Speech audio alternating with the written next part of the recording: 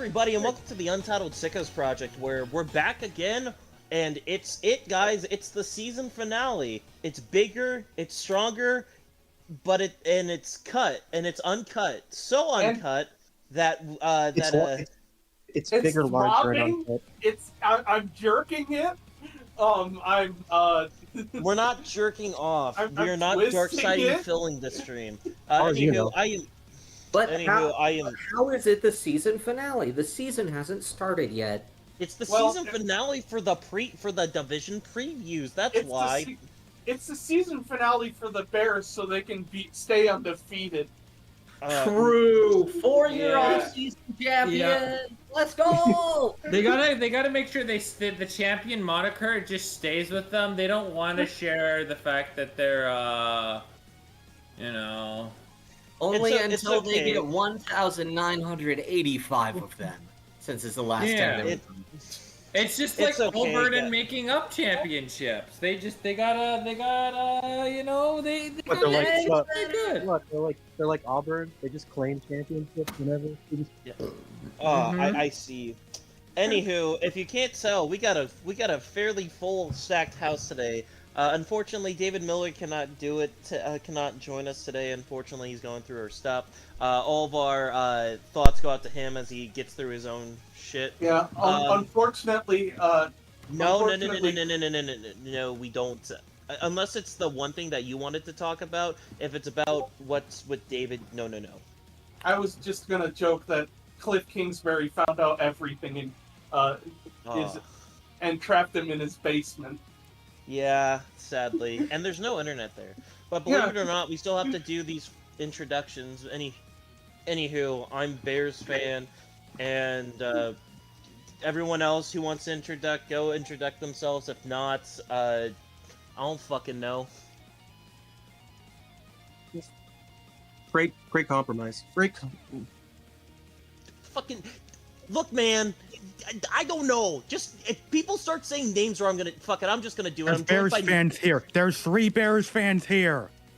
I'm one of them. Yeah. Which Bears fan are you, Bears fan? Let's take a look behind Bears fan number 1. It is I, Bears fan. Let's take a look behind Bears fan number 2. It is I, Bears fan. Take your ibuprofen. Oh my god. You're not Bears fan. Hello, I am Bears fan actually. I am Vegas Bears fan. He's Bears fan, you're Bears fan, I'm Bears fan. Is there any other Bears fans I should know about? Bears fan! Meow. You know, like he was setting that up for me, right? You know he was. Yes, I was exactly. Motherfuckers. Anywho, who are you? A disembodied voice. Hi, Magnum Trash here. The only Bears fan that actually lives in Chicago. Yeah. Fuck off. And also we have the other divisions, here, and 2 outsiders. No, I guess Ren's our standard Detroit fan, but that's only because of Jared Goff. Actually, that's I don't think he even likes him like that. I think he's just. No, he does. It's his white boy. Wow, you really love white men, don't you? No. There's only one that's my true sunshine, my only sunshine. He makes me. So Jared Goff's just the side piece. Listen, there's only one non-Falcons jersey I have, and it's of Josh Allen. So who are you? Who are you, random Josh Allen weeaboo? I'm just here to run shit. Explain yourself. Who are you? I'm only here so I won't get sued. I'm only here. I'm only here to do a favor. It's Cross Ren because he won't fucking say it himself. I'm your Let's Player. Okay. We have other fans here too. Yeah. I am the Mastora, and I am also Bears fan. No, you're not. No, you're not. It's dead. We're moving on. Who else is here? Spencer didn't even say himself. I'm Car Sausage, and well, shit. Somebody's got to represent the Vikings. So, get your hands together and put them over your head in an increasingly fast manner. Cause Skull Vikings, baby. He's wojacking on stream. Fuck you. Who are you, lame-o? Well, seeing as somebody has to both represent the NFL brass and, you know, take proper ownership of the Bears, seeing as the McCaskies certainly won't, I am K-May, Packers fan, and better than these people, because I am a Packers fan. Go fuck you, Believe stupid it little or not, cheese head, you piece of believe shit. it or not, he does not have a great personality. But before anything, we have a welcome mat that we usually do. And guys, Did we get everyone? there's I guess we we have what? unless Spencer wanted to No, do the no, quick no, thing. no. okay. Yeah, I guess, you know, like, I was gonna be like, oh, let's take a moment of silence for Brent Hines of Mastodon. Well, we had the moment of silence then. That was well done. Yeah. Speaking of moments of silence, the QB axe has been drawn for some teams, except for the Saints. But today, we do have news. So, guys, for Anthony Richardson Bros? I hope you said it was back. What 'cause bros? it's not back. What bros? It's Anthover. Unfortunately, guys, guess who won the starting job? No more Mr. Nice Guy. In the wise words of Jim Irsay, Daniel Jones! Daniel Jones! Daniel Jones! I mean, let's be honest. AR-15 will probably go down as the most overrated overdraft quarterback. Recent draft bust since Trey Lance. Damn. Let's go! Trubisky Bros, we're back! We're no longer the worst anymore! We're so fucking back! Let's Yay. go! Let's go. You were never the Yeah. worst, you know, like, in a world Fuck you, where it's our moment, bitch! Fuck you, it's our moment! in a world where Trubisky. in a world where fucking Sam Bradford and Jamarcus Russell exist. Hey. So Sam Bradford won rookie. I don't have even. MVPs. I don't even MVP. consider They Mitch have- Trubisky to be a top 10 bust. Sam Mitch has Bradford an won MVP, that's offensive all that rookie of the matters. year. Come on now, calm down. Mick Trubisky. Yeah, that is playoff game participant and MVP Mitch Trubisky to you, who says, Oh, God. and I quote, Listen, "Hell yeah, go on the Packers." bright side of all of this, perhaps Anthony Richardson can one day get himself an MVP. In the UFL. Maybe. I don't know. I feel like if you know, like, at this point, I don't feel like he even has the drive to be in the UFL. You know, like, Listen, I'm just saying, if he can find himself a way to a different team and he can play one snap, it could be enough to motivate people to select them as the MVP. I think honestly, with all those like sleeping on the sidelines rumors from last year, I honestly think he should try and get like an endorsement deal from like Tempur-Pedic or Helix Sleep or something like that. This quarterback change is brought to you by Mattress Firm. As a Jags fan, I hope you know that you're gonna have to play against Daniel Jones twice a year, and you're gonna be miserable throughout those games. At least I'm not a Colts fan, because then I'd have to play against Daniel Jones 17 times a year. True. Anywho, The crazy thing in all of this, the truly crazy thing in all of this is the fact that Anthony Richardson was so bad that Daniel Jones was seen as the better option. No, I think the That's- truly crazy thing is that if Daniel Jones goes down, Lively Renard stocks might be back up. And we might be more back than ever. Here's what I find crazy about this situation. You know, Anthony with this whole Anthony- Daniel Jones situation, the Giants totally fucked themselves out of a comp pick. Ah. I mean, Never mind. No, go ahead.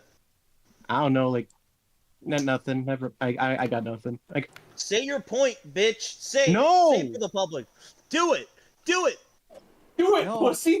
I kind of fucked up with how comic picks work. God damn, please don't. No balls. No, no, don't. No, you're fine. Inventor of the new bottom surgery. No. Anywho, look, I will just say this. Daniel Jones does give them a little bit of hope. He won't throw an interception every pass. He'll throw an interception every 4 passes. Yeah, and he might- Wow. but well, he'll you're also assuming he'll that he also remains fumble every standing 5 upright, runs. or even 3 of them. He'll fumble too. True. I mean, boy, what do I do?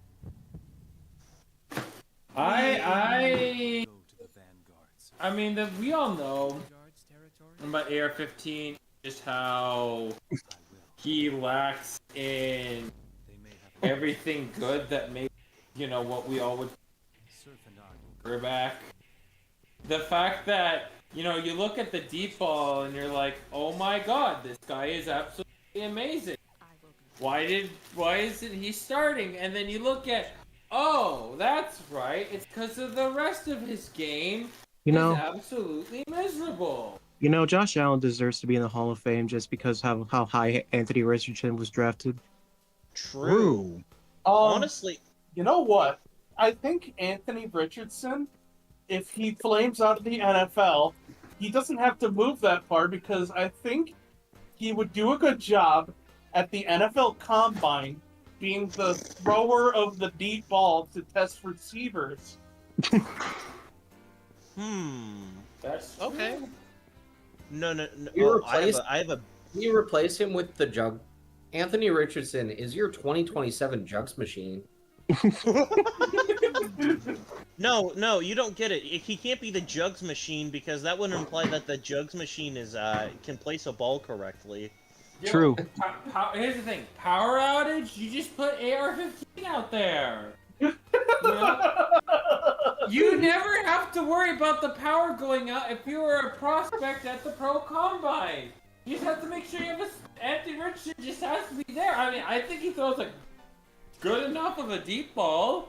And you know where the Combine is always held? Indianapolis. Exactly. Fair. We've solved racism. We solved racism. We did it, you guys. It's a bit early in the podcast for that. What are we going to do with the rest of it? I think we should...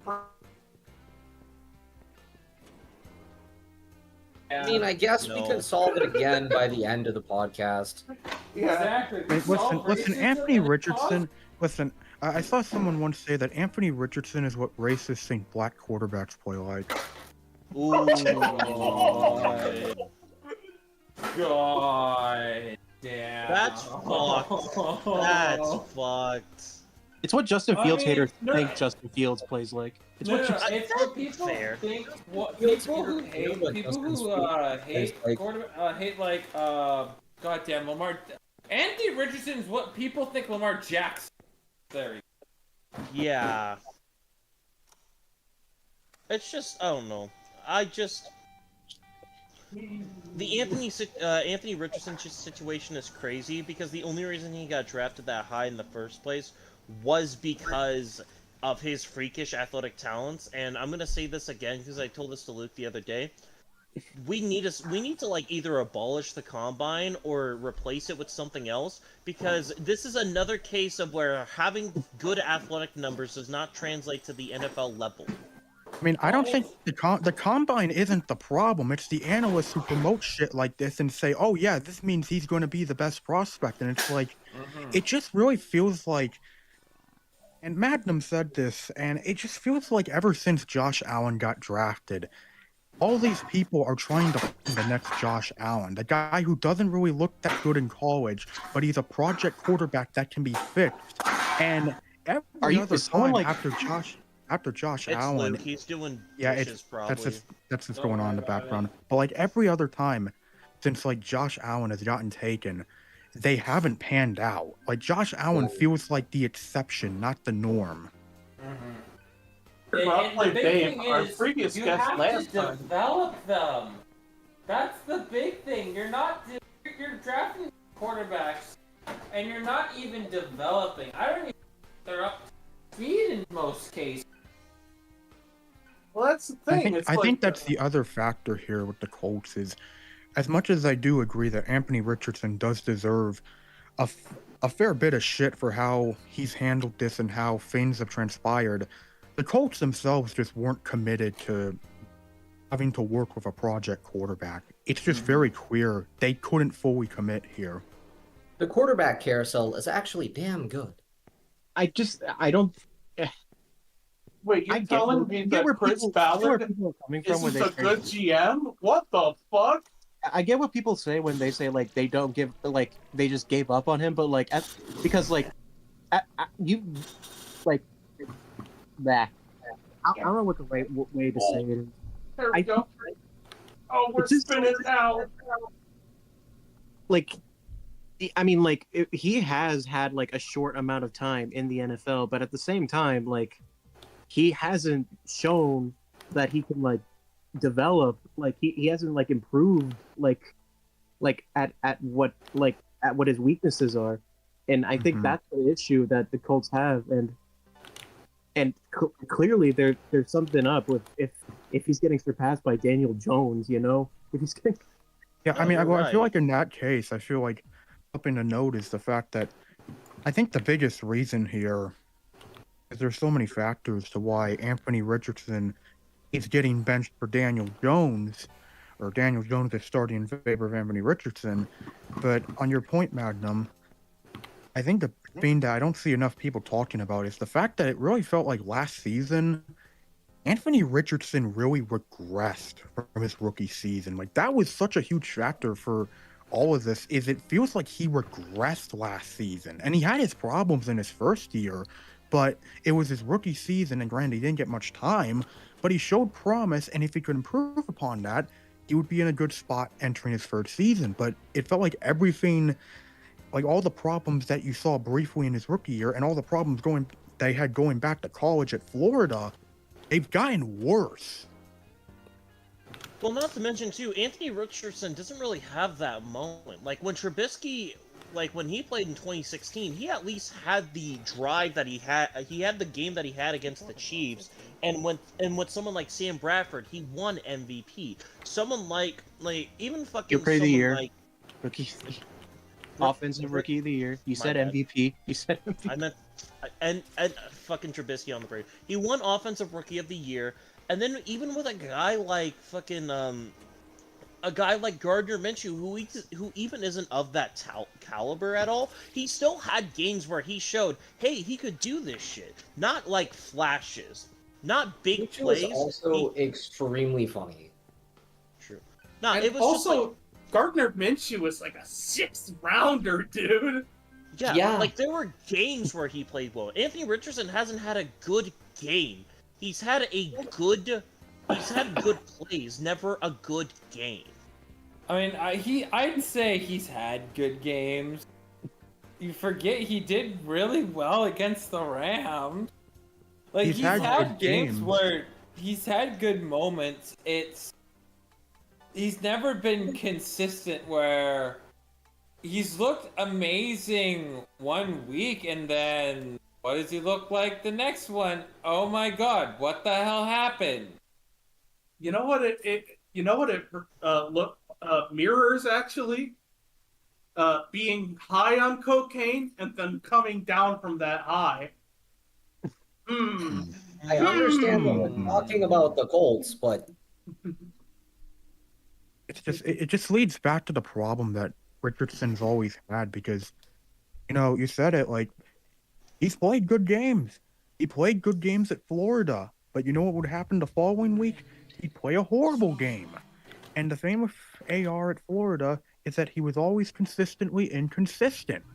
And it feels like, and I remember saying this before he got drafted, like what I saw with Anthony Richardson when he played at Florida is that one week he would look like the second coming of Cam Newton. The following week, he looks like a quarterback that would get released in the CFL. Honestly, the best way I can describe Anthony Richardson for me personally is he's the embodiment of saying 4 verts on every single Madden play, not understanding the fact that that is not good strategy and how to win football games most of the time. But hey, when those hit, they hit like crack, but like that's not a stable thing. Not to mention too, this is coming from like a coaching staff and core who very well might be fired after this season. Just because of not to mention they like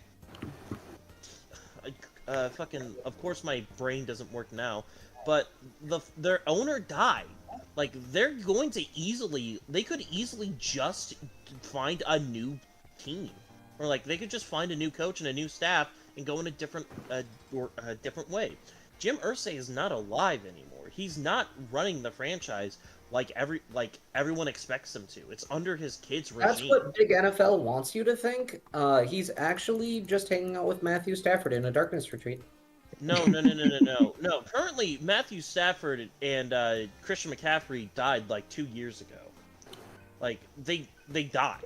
Like why? Now, CMC got sacrificed after the Super Bowl. You gotta remember that.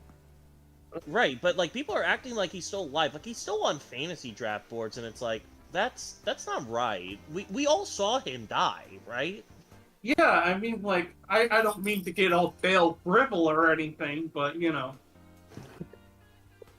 That I know a body double when I see one. But yeah. Well, to wrap this up quite frankly, Anthony Richardson, get ready to learn backup and or assistant coach soon. I don't even know if he wins backup roles, because especially the thing when you're a backup quarterback, you have to know how to run the most basic stuff. I don't even think he can do it. Yeah, you have to go up against heavy competition such as Tim Boyle. What? As much as you want to clown on like Tim Boyle and like the other guys, honestly, with Anthony Richardson, right? He probably, in all honesty, I don't think he wins backup jobs. Because we all know what he struggles with. He can't even throw a check down. If you can't even throw a fucking check down, how the hell are you gonna do all the other passes? That's your biggest job. Is to throw fucking check downs. He's a backup in the same way Joe Milton is a backup. Mm-hmm. I think it won't be. I think AR-15 is gonna be out of the league within a year or two. I mean, I think that, but I don't think. I think if anything, it'll be a situation where Christian Ponder, where he's just not gonna be given a chance. Like he's like once his contract's up, that's it. He's no more. Bye, Richardson. I wonder. If he wants to stay. I was about to say, if he wants to stay in the league, I think he has to consider a possible position change, because the dude's a freak athlete. No one's gonna deny that. He's an incredible athlete, and if they use him in like a Taysom Hill role or something, like that could work. You think he can like pull like an Antoine Randall out and like become like a wide receiver or something? I say unironically running back. Out of just one. Charitable of the NFL. It's just, I mean, he might have to, but I don't know. I think it might be too. No, it's not too late. He's still fairly young. I think more than anything, he does have a shot to get a position change, but if that doesn't go like perfect, like everyone expects him to go, I think that's it for him. There's nothing else. There's nothing left for him.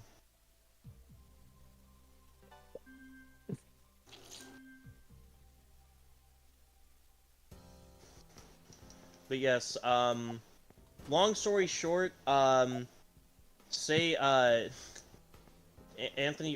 goodbye to Anthony Richardson. That's all I gotta say.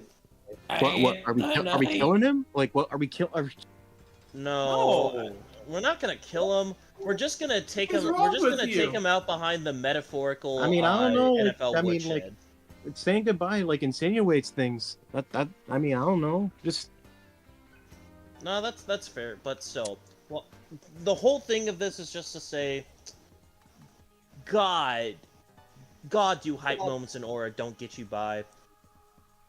Anywho, They get you a first-round contract. It worked for True. Tebow. That's true. I get that's true. Well, guys, believe it or not, we have teams to talk about. Yeah, we really have to. It's time to preview the 2026 season for the Canadian Football League, starting with the Winnipeg Blue Bombers. No. How are we feeling about Winnipeg, boys? Wrong Are we blue going team. back to? Are we going back to Winnipeg? No, we're not going back there. This offseason, the Detroit Lions signed a extension to Kirby Joseph, safety. They signed cornerback DJ Reader. They signed defensive line. They re-signed defensive line Levy Onwuzurike. They signed wide receiver Tim Patrick. Levi Onwuzurike. Yep. They signed defensive line Roy Lopez, center Tristan Colin, cornerback Avante Maddox, linebacker Trevor Nowaski. He reported as eligible at offensive tackle. And then Al-Quani Muhammad, their legend. And for notable departures, they really didn't lose that many people. Kevin Zietler to the Titans, Carlton Davis to the Patriots cornerback, Zadarius Smith, who is still homeless currently, and then Bear, Viking, Lion, and soon-to-be Packer legend Kendall Vildor. I feel like we're missing something on the important departures section for the lovely people of Detroit. Are we not going to talk about the coaching staff? I was gonna save that to We'll later. get to it. But I guess we can say that they lost some guys on the coaching side of things. We'll say that. As for their draft picks, the Detroit Lions select in the first round. I believe. Defensive tackle Tyleek Williams. In the second round, they draft offensive line Tate Ratledge. They draft wide receiver Isaac Teslas at wide receiver. They draft in the fifth round offensive line Miles Frazier. Defensive edge in the sixth round Ahmed Hassanian. Safety Dan Jackson in the seventh. And wide receiver Dominic Lovett in the seventh round. Now, as K-Main alluded to, they did have two other major losses. And we're gonna see if it pans. We're gonna see if it is something to worry about or isn't. But long story short, they lost two of the best coaching candidates in this most recent cycle.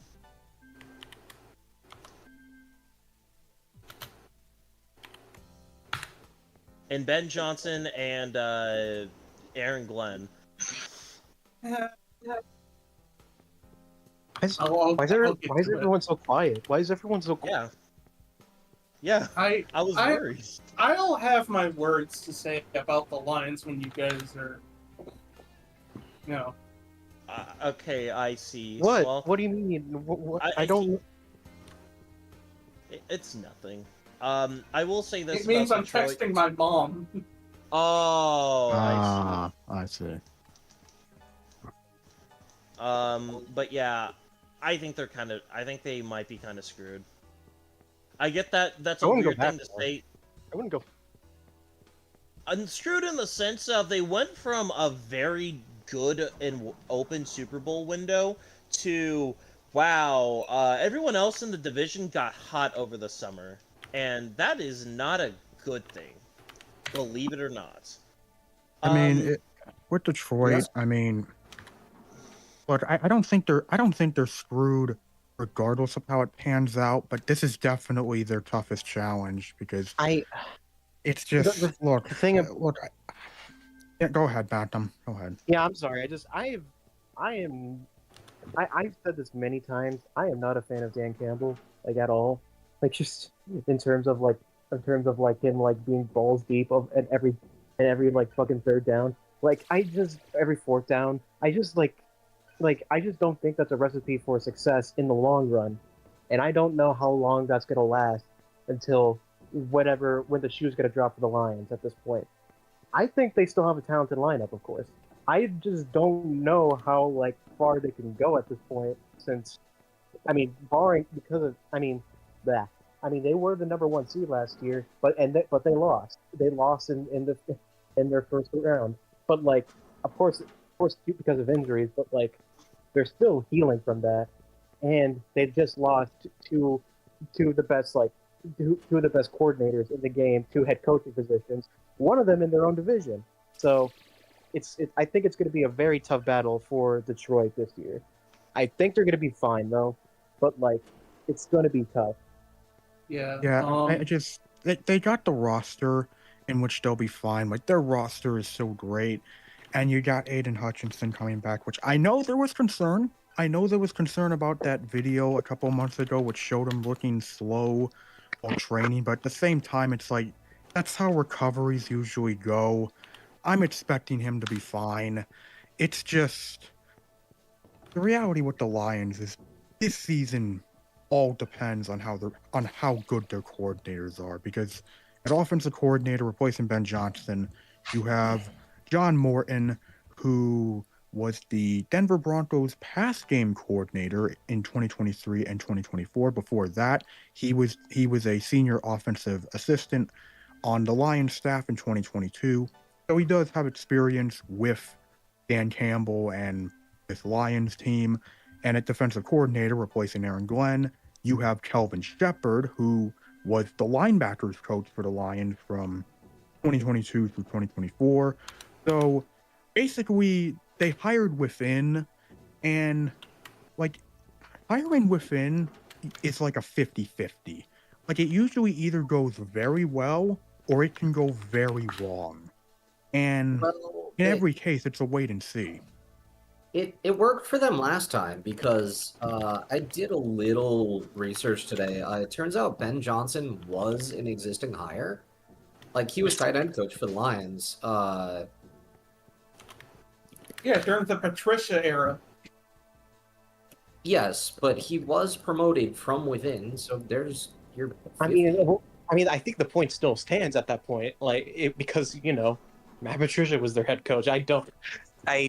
I think like it's a very risky move to just like get uncomfortable in this situation, especially when It's just a move that if it pays off, it will do wonders for Detroit. But if it doesn't, then it could get really bad. Because what this situation reminds me of, and I've thought of like two instances where teams have lost like guys on their coaching staff.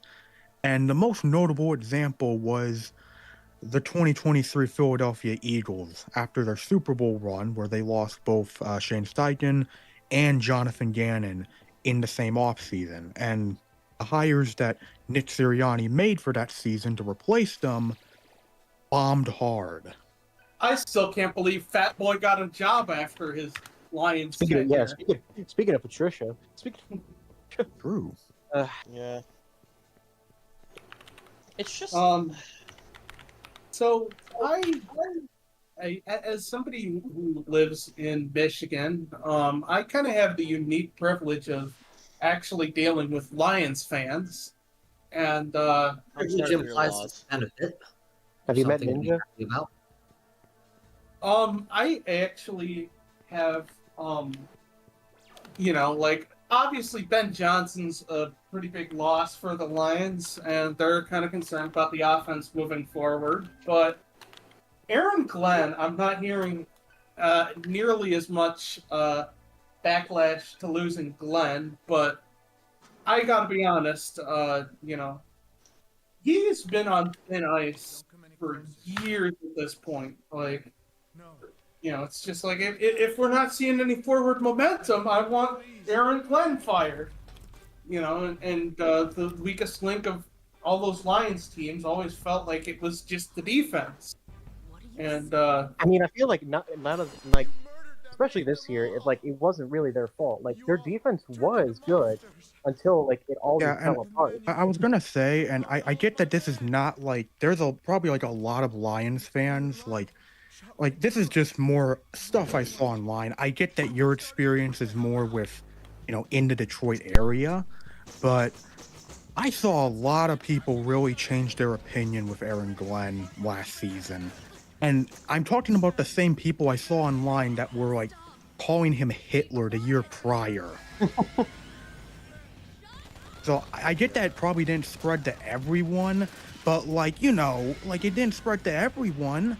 But at the same time, it definitely feels like in terms of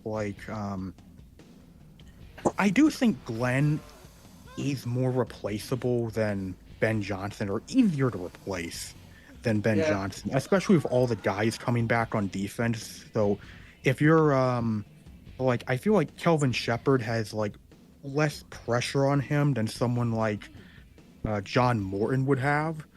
But at the same time, I think talking about the Lions defense, I feel like if you're a Lions fan, you're just praying to God it can stay healthy this year. I mean, people were chanting Jared Goff, not any of the defensive guys, if that is an indication of anything. That's because football fans don't care about defense. Have you noticed we make rules to favor the offense? I mean, to be fair, I could see them chanting Aiden Hutchinson at some point. Aiden Hutch, yeah. No, they're just gonna chant MVP. That's what they always do. I know these people. I know how much they just are, how pissed off they are that they didn't get JJ McCarthy. Sorry, Kyle Tucker just hit his first home run in a month. And anyway, speaking of Lions fans, I know, my mom has this to say. She said, "I'm having trouble sorting out the actual news from the people making comments because, believe you me, when you're on Facebook in Michigan, you hear a lot of bullshit from Lions fans." Can I unleash my salty Bears fan for a second here? And it says, "But it seems like the Lions are being very adamant about players being 100% about the Lions, even during the preseason, as in no goofing off around the bars and stuff." Oh, we're in the ping pong tables have been taken out part of the cycle. Can I be salty? Be Bears fan? Can I be a salty Bears fan for a second here? Fuck Lions fans. I hate them so much. They have 2 years of success and they just they don't know how to act. I'm so frustrated with them, man. He wasn't meaning it towards your mom. He was meaning towards most other Lions fans. I know. By the way, can I just ask Spencer? No, you can. Spencer, if I may ask, because I know how I've seen how certain Lions fans feel about him online. How do the Lions fans in your area feel about Stafford? They honestly don't think about Stafford too much. They're just kind of we got a shiny new toy anyway. I mean, you think that weren't Lions fan I felt like Matt Stafford winning the Super Bowl was more of the Detroit Lions winning the Super Bowl than the Rams. Let's be real here. Yeah, I got my mom a Stafford Rams jersey for a reason. You don't show Stafford that much amount of respect unless he meant a lot to the city. I do not think that there's no way that unless the Lions are playing the Rams, right? I think they're still considering Stafford a well-respected quarterback of their organization. We just have Twitter brain, probably. We just have Yeah, that's why I said I'm sure it's just mainly just idiots on Twitter, or a certain section of Twitter dumbasses that feel that way. So that's kind of why I asked, because I was curious what the main Detroit area or like the main Michigan area really felt about Stafford. No, I just get what Magnum's saying though. A lot of Lions fans act like they drink the Kool-Aid once, and they think it's that. I mean, honestly, to a point, they have some extent to talk. Yeah, you made it to the NFC Championship, and you were like a player or two from doing it. Now this year, Yes, I and don't then entirely get. Part of I don't know. A part of me just I get it. I mean, I get it. Like this is like this is like their first ever time like their coaches got posts from other people. Like this is new to them. I get it. Just, When the Bears do it this year, we'll be the same way.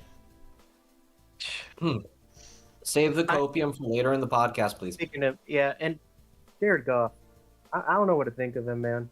I especially now that Johnson's gone, he's always been kind of a system QB with McVay and then Johnson, but that now like he doesn't have that anymore, and I wonder if if he's gonna go back to Jared Goof, you know? I don't know. Jared Goff has always been bad after he got his contract extension. It was like that when he first started. I mean, one time does not make a trend. I'm just gonna be honest. No, it's been two twice. times. No, he hasn't. Here's the thing. The thing is, first time, yeah, but second time, like, here's the thing with Goff. I know Goff played terrible against the Commanders, but he's still overall a good quarterback. Yeah, he got the he's team to fine. 14-3 for a reason. Right? No, I'm Yeah. not saying that he's bad. Like, he's a really good quarterback. It's just he hasn't really shown he can be a great quarterback in games like he had against the Commanders, which, yes, I will admit there is a very good possibility he was concussed during that game. Touchdown Bears. But like, still, that game was really rough. And it also doesn't help. It also doesn't help with Goff that. Sorry to continue this. It's just it also doesn't help with Goff that like the Lions' defense just didn't show up, but those interceptions really just didn't help anyone. Yeah. Jared, Mom remember when Jared also Goff says, threw 5 picks and still won? Yeah. Mom also says, He was playing I against the haven't paid a Texans ton of O-line while he attention. still had Hutchinson. I wouldn't read too much into that. She says, I haven't paid a ton of attention to the Lions right now, honestly. Most of what I've seen is at the bar on Sundays, and they don't have closed captioning on. And you know how I feel about that. And the reason she says that is because she thinks it should be law that every TV at a bar that doesn't have the volume on should have closed captioning. I mean, By law. they're always like behind like 5 seconds anyway. Like for like closed captioning for live games. Like I don't like Oh, it- fucking Still, those it's are, nice like, to have. By the way, what were you gonna say, Luke? The thing about I find about the Lions is, I want to know where the strategy, if Dan Campbell must give some hell of a motivating speech, or it's genuine strategy that he has going on. The last 2 years, the Detroit Lions have been, probably the most successful they have ever been. Period. And the thing that I kind of I'm really curious about is if this year's going to be the pendulum effect where it swings the other way. You know, I don't know. Like, I really sorry. I really like the Lions. I really do like Dan Campbell, but I really feel like the towers have collapsed from under them. Dan Campbell for me, like he's not a tactical guy. He's always been like the leader. He's always been like, you know, the front, the guy you want, like, guy. yeah, exactly, like someone you want to be like at war with, someone you want to roll through. And Basically, if they took Sasquatch and they thawed him from his glacier. the thing is that like how much can that take you at this point, you know? Like like the window's already like looking slimmer now for the Lions, and I don't know how, like, if it's gonna like, crack at some point, like if that like sheen is gonna crack and like people start like getting upset, I mean, I think it's definitely point. possible. I don't know. I think Dan Campbell. Here's the thing: you don't have to be a good play caller to be a good coach. Like, it's very easy. Some to guys, not some do guys that. never play call, and they're great coaches. You just gotta Yeah, be it's just- you just gotta be a coach. You have to be good at least getting the guys, and I think this is going to be Dan Campbell's first test in really doing that, because, I mean, you're losing two very good coordinators no matter what. Yeah, And- this is coordinator. Look what happened to the Eagles after both their coordinators left. They took a massive step. Hmm. Yeah. And the thing is, too, I'm not even, like, trying to shit on Detroit or anything, but it's just, like, they are the worst. They had the worst offseason last year. Like, and out of all the teams in the North, they easily had the worst. will say- Packers improved on defense. Vikings bolstered up the offensive line. And the Bears got better coaching and bolstered up their offense. What did the Lions do on offense? They mostly stood the same. Didn't really add a ton of pieces to defense, which I get losing Aiden Hutchinson was a huge loss for them last year. But their defense is still the weakest part of that team. And I don't think a Tyreek Williams, who they slightly overdrafted for, in my opinion, is going to fix that. Yeah, but you don't get it, guys. They got a guy who looks like if Adolf Hitler was from West Virginia. Who? Tate What? Ratledge. Ratledge. Oh, How do you nah, know that? man. Like, Fun fact: Tate Ratledge is from Chattanooga, Tennessee. Look, I'm just saying, man. I think we should withhold that for the Bills guy from Arkansas, because he just. I'm still saying this. He looks like a skinhead. I'm sorry, but he does. He looks like one of the characters from Dune. The Bills guy from Arkansas. Landon Jackson. Yeah. Oh, I'm gonna have to look at it and see where it lands on the bald guy spectrum. Look, but still, I just think it's kind of rough, man. I think they're gonna be in for a slightly rough awakening this year. I don't think they'll be bad. I just don't think that they can easily win the division anymore. I think honestly, with the good teams that they have to play against, with having to play the Chiefs, having to play the Bucks, having to play the Eagles, the fucking Rams. oh yeah, I totally forgot. Their schedule. Oh, it's good.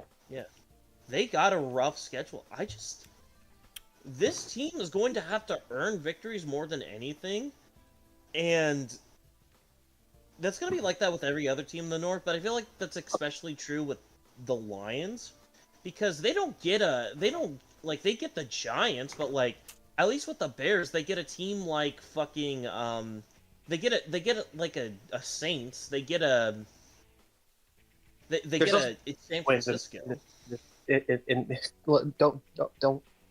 Don't get ahead of yourself. There's no such thing as free wins. There's no such I gotta yeah. be honest. I gotta be completely honest. After looking at Landon Jackson, he looks less like a skinhead and more like that dude on Twitter that kept saying "cocky want boing boing." Dan Hensel, you Yeah, can say his name. yeah. On your point about the Lions, like, I can't say that. I think something that can add pressure to them is, given that they've won the division, back-to-back seasons, like, there's going to be, more targets on their back than anyone in the division, because, well, they've led the North. Yeah, they finally have a bit of success, but my Part of thing it is Yeah, a part of me just thinks like, I think they're getting too cocky. I think that's my thing. I kind of, yeah, but I don't really think. I don't know. I don't really see cockiness with the players or anything. Even Dan Campbell, I don't really I think you're see it with. putting more stock in the online fans.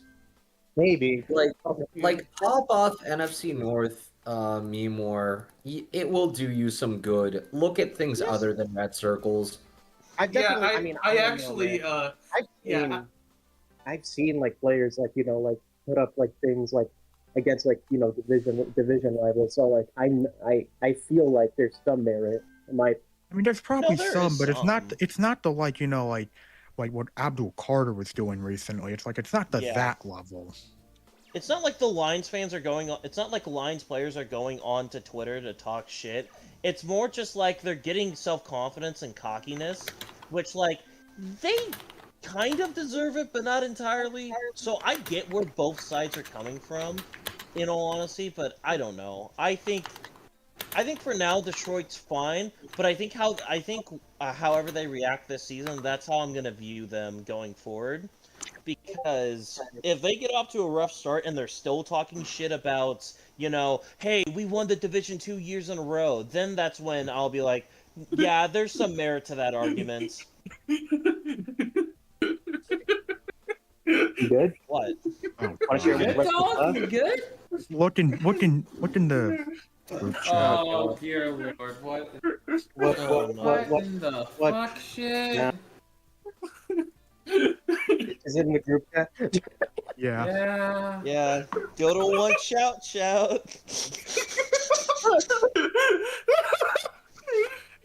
I'm at the Bills game. I'm at the Bills game. Where Josh Allen at? Go to one bouncy.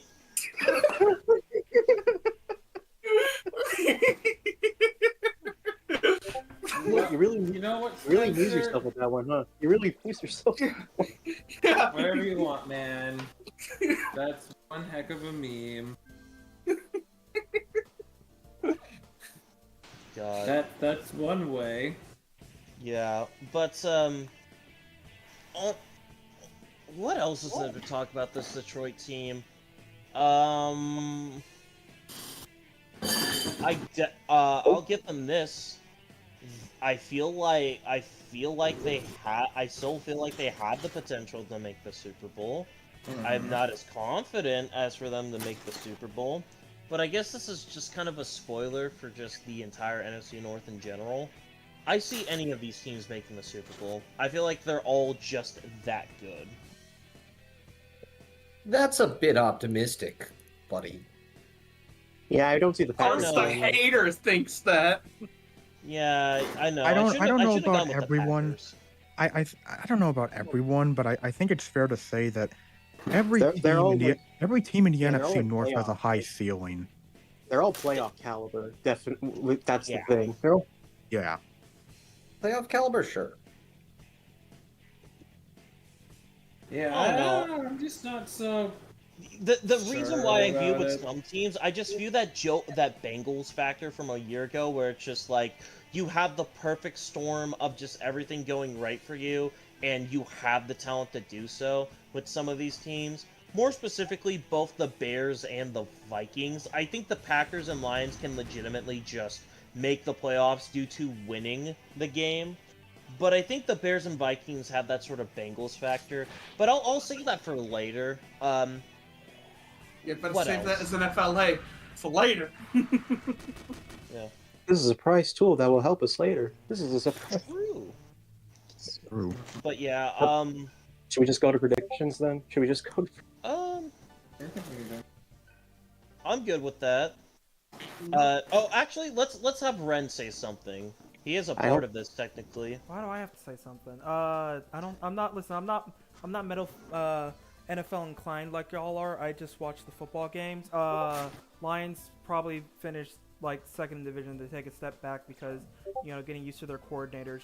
Jared Goff is not as shit as you guys say he is. They still have a good core. It's just scheme and whatnot, like the talent's there. If the coordinators can unlock the potential or keep like the potential of that talent still there, the Lions can still do something. No, not every team in the NFC North can take it. Lions floor 9 wins, ceiling 15. No, I'm joking. They're not doing that much. Floor is more like 8, and ceiling's more like 13.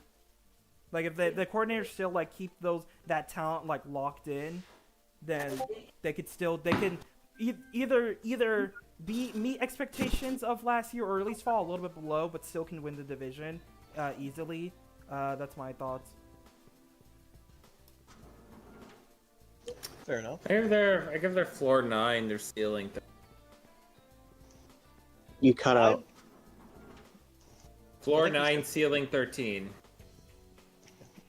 I think their floor.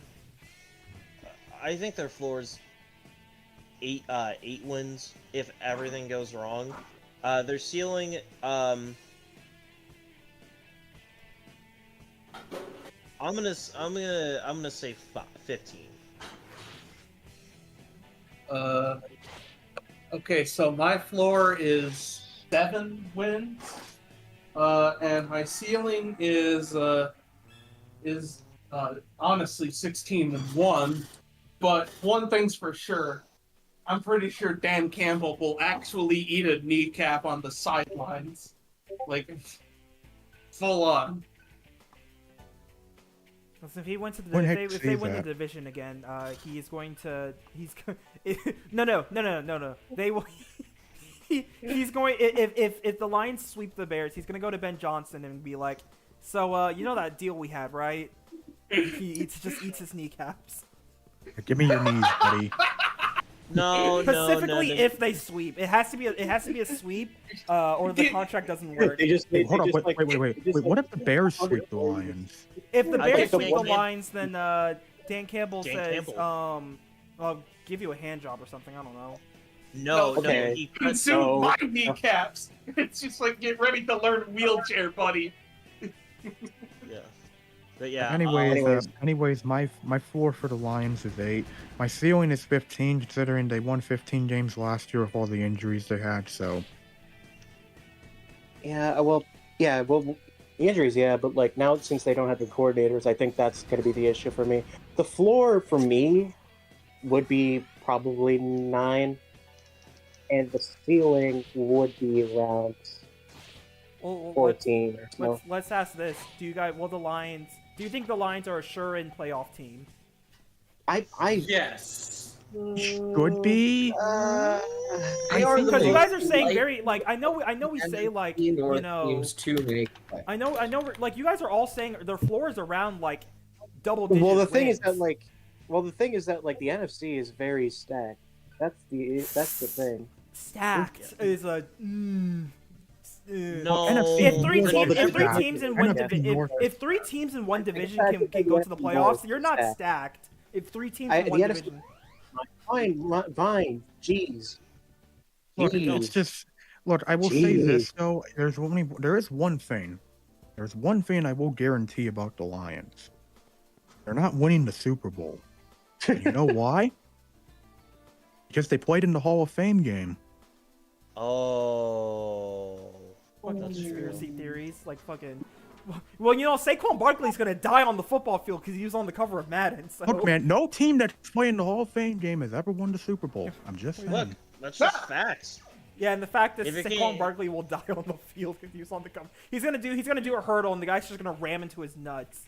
But he said, not that. He ain't doing that shit again, little guy. It's gonna be like that one South Park scene. Like that one South Park scene. His knees just explode. Oh. Oh, you mean what? Are you talking like the one, The one with where like Kyle. that one. But no. To answer your question, Ren, my answer is yes I'm and so no. fucking tired of these encounters, bro.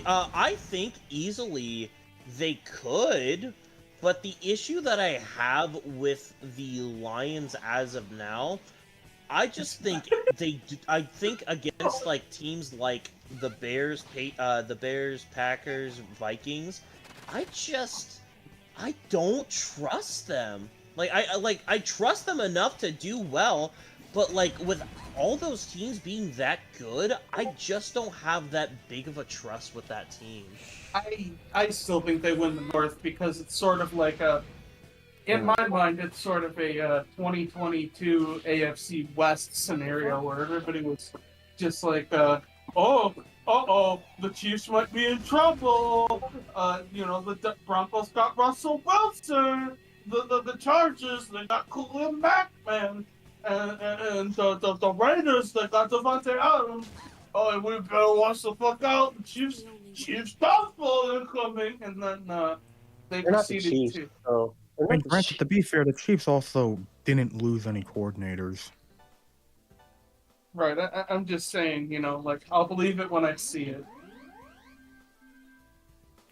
Yeah, so, I mean, if I'm required to be a hater, floor and ceiling for team in the division I don't like, 0 wins. We're going back to 2008. Dan Campbell is publicly executed. But be for real for a moment. Put the logical cap 9-8, 13-4. I thought you were gonna go the was drop that plate. so hard?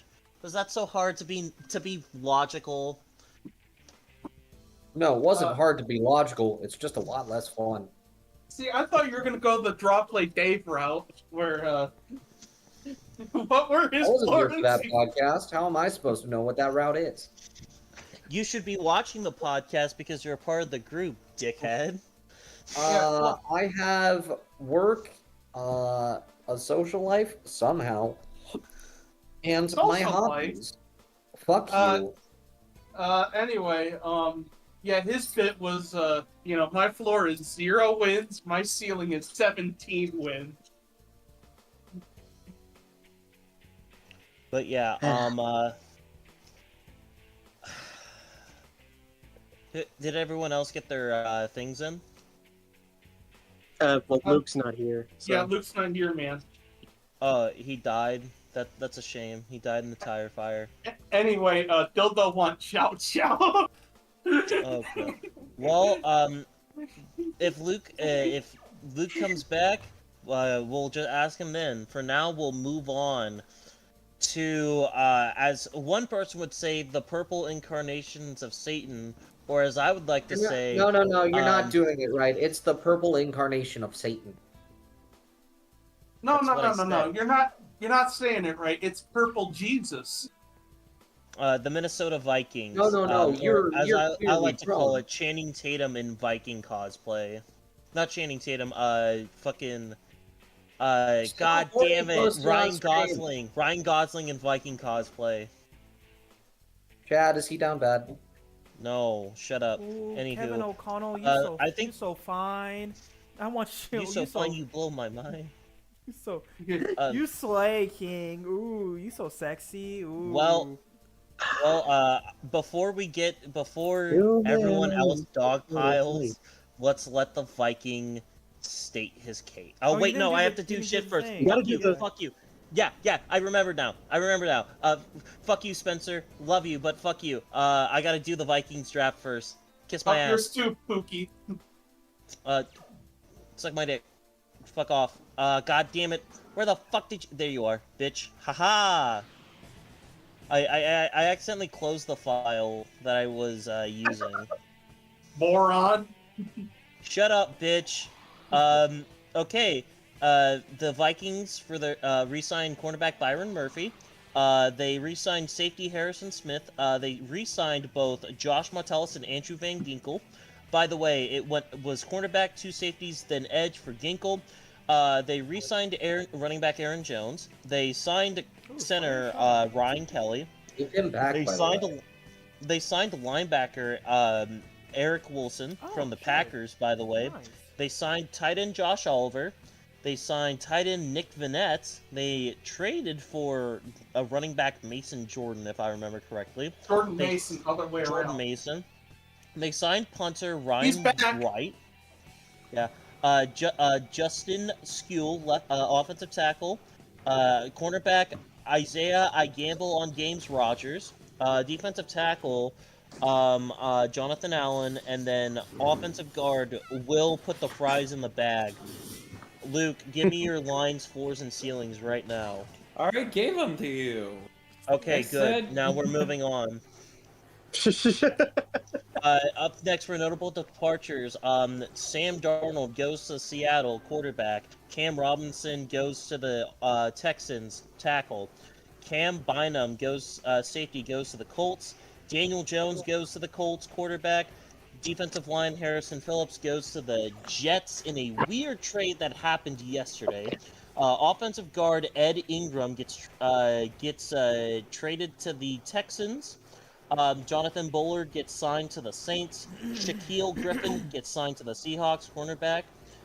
Jihad Ward, edge rusher, goes to Tennessee. Jerry Tillery, defensive line, goes to the Chiefs. Patrick Jones, the second edge rusher, goes to the Panthers. Johnny Munt, tight end, goes to the Jaguars. And then Mr. How is he still in the league himself? Cam Akers signs with the Saints. And for the draft picks, the Minnesota Vikings end up selecting with the first overall pick, not the first overall pick, with their first round pick, my bad. They select offensive line Donovan Jackson in the first round from Ohio State. They draft wide receiver Ty Felton from Maryland. Defensive end Tyron Ingram Dawkins from Georgia in the 5th. Kobe King, linebacker from Penn State in the 6th, and Gavin Bartholomew, tight end from Pittsburgh in the 6th as well. So, Vikings person, you have your time to speak before you alert the witch. Well, so the Minnesota Vikings. Thank you. Once again, the Vikings are a very confusing team for me. I can never get a good read on them at this point in the season because if the vibes are good, they play like shit, and if the vibes are bad, they exceed expectations and make it to the playoffs. So, judging by the fact that, that people are saying JJ McCarthy looks good in camp, but also, oh, JJ McCarthy's so ass, put Prosper in. What are we doing here? And that's not to mention, pretty much every single wide receiver is dead. That's why there have been rumors floating around that Adam Thielen may be coming back, but we don't have any concrete evidence of such a thing happening. I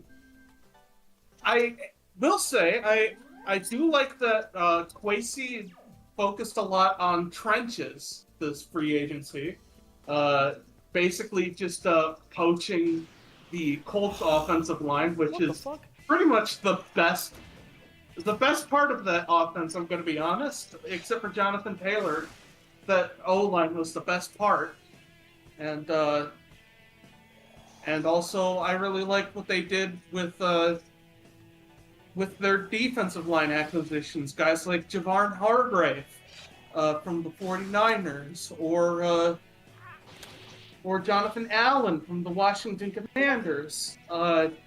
And clearly Brian Flores is a fan of those acquisitions too.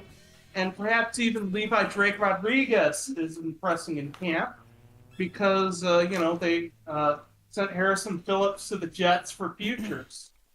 And I gotta be honest, with the vibes this question mark, I honestly wouldn't be surprised if we somehow went 10-7 and, lost a really close playoff game. That's honestly kind of what I could think the Vikings would do. But What would be the most Vikings season imaginable? I feel like this season. I feel like everything just depends on if McCarthy is good. I feel like that's the thing. because no one Yeah. like because like I remember when everyone thought that the season was over because McCarthy was hurt for the year, and then Darnold went completely off for until the very end. So like Only lost against 2 teams, and he played both those teams twice. Fuck. it's just so like I feel like it's about if McCarthy is gonna be the guy at this point, because like it's clear that like it's clear that like with a good quarterback, like you can go somewhere, because Darnold did very well, and so like they just want You know, to I'm make. projecting. I think don't know. Kevin O'Connell can squeeze blood from a stone. I mean, I don't know, man. I think, like, if McCarthy is just fine, I don't know how that would look in this offense, because I think Sam Darnold elevated his play to top 10 at the beginning of the year this year. I mean, at the beginning of the year, he was playing like a legit top 10 quarterback. He And then the was an very end MVP lap- candidate at some point. He was like Yeah. He was. people- I would suggest that just fine is enough with this team. Yeah, I agree. Yeah, Because but we also watched Sam Darnold at the end of the season. yeah, it's just that's the thing that I don't get though. If McCarthy is just fine though, is that good enough to be at the top of the division? At the top of the division, no. But at the very To make the least, you're running playoffs, for yeah, a wild that should be card, fine. yeah. And then I have to read Yeah. more shitty erotic fan fiction for the podcast. I mean, Justin Jefferson's pretty cool. You know, that defense is pretty cool. Sam, Yeah, I mean, Sam, listen, we thought of Sam Darnold was not a bust, but he was seeing ghost. But clearly, he was seeing Guys, fucking, he was the Jacobus, folks. like The- and the if Sam goddamn Darnold can quarterback. randomly, if Sam Hey, Darnold can listen, what was the Vikings record 2 years ago? they're like 7 and 13 10. and 4. Hey, 7 and 10. Hey, not completely the Oh. worst. And they had to go And- through fucking three fucking quarterbacks. Four quarterbacks. Like, the Four. nightmare. listen, Four quarterbacks. Listen, I think Kevin O'Connell maybe maybe like a Sean McVay. Like I don't know, he just does something to the QB that makes them like the most erect thing ever. And they can I mean, mid can probably win. He can probably make mid look like platinum. You know. Yeah, and, I mean, that and, was you know, a like- season. You have to remember that was a season where Darren Hall started a game. Right. Yeah, nightmare blunt rotation I like of that Kirk game. Cousins, Jaron Hall, Josh Dobbs, and Nick Mullins. Do you know how Uh. bad Jaron Hall was? He couldn't even keep his full-time starting job in the UFL. Yeah, yeah, and God bless addition Josh to- Dobbs. in God bless. addition to What is Kevin he O'Connell, on right now? you know, Is he on a team right now? He's on Patriots. the Patriots. Well, Unk's But still yeah, getting and a job, bro. Unk's still getting a job. But yeah, in addition to Kevin O'Connell Like the doing astronaut. his weird quarterback stuff, you also have like Brian Flores just slapping offenses around with his BBC. You know, This is why you'll set no BBC equals anger. You can't Honestly- be saying that, white 26, 29-year-old. You can't be saying No, the thing is, this team on paper is going to be good. BBC equals anger.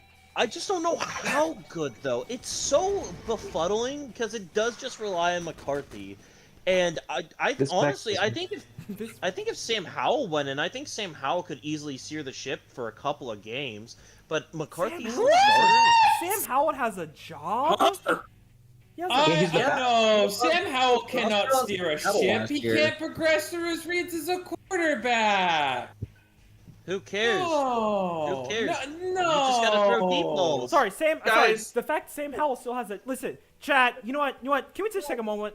Chat, just know you are good enough. If Sam Howell can get a job, you can too. You can pursue your dreams. All right. The And Vikings you know- traded a third you know round pick how- for Sam Howell, by the way. They sent a fifth. A fifth? I thought it was a third. No, it was a fifth. Yeah, we sent the Oh. fifth for Sam that Howell was and Gino. something else. That's why. That was Gino. That's why. Yeah, that was Gino. Gino No, got no, the no. third. Look, wrote him I off, but I he- think he Sam did Howell right could back. steer the ship for a game or two if he was in not the full-time starter, but like I think that's how much faith I have in that team. However, I just don't know if McCarthy is how he'll be. If he's average, I don't know how they look. I think they might be like 9-8. I think they'll definitely have a winning record if he's good.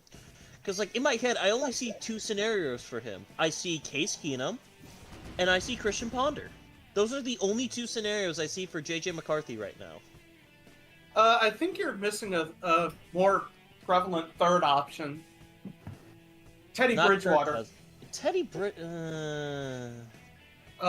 Also, the Sam Howell trade was we moved down 30 spots is what we got for Okay. Sam No, it's Howell. all good. It's all good. I was just confused.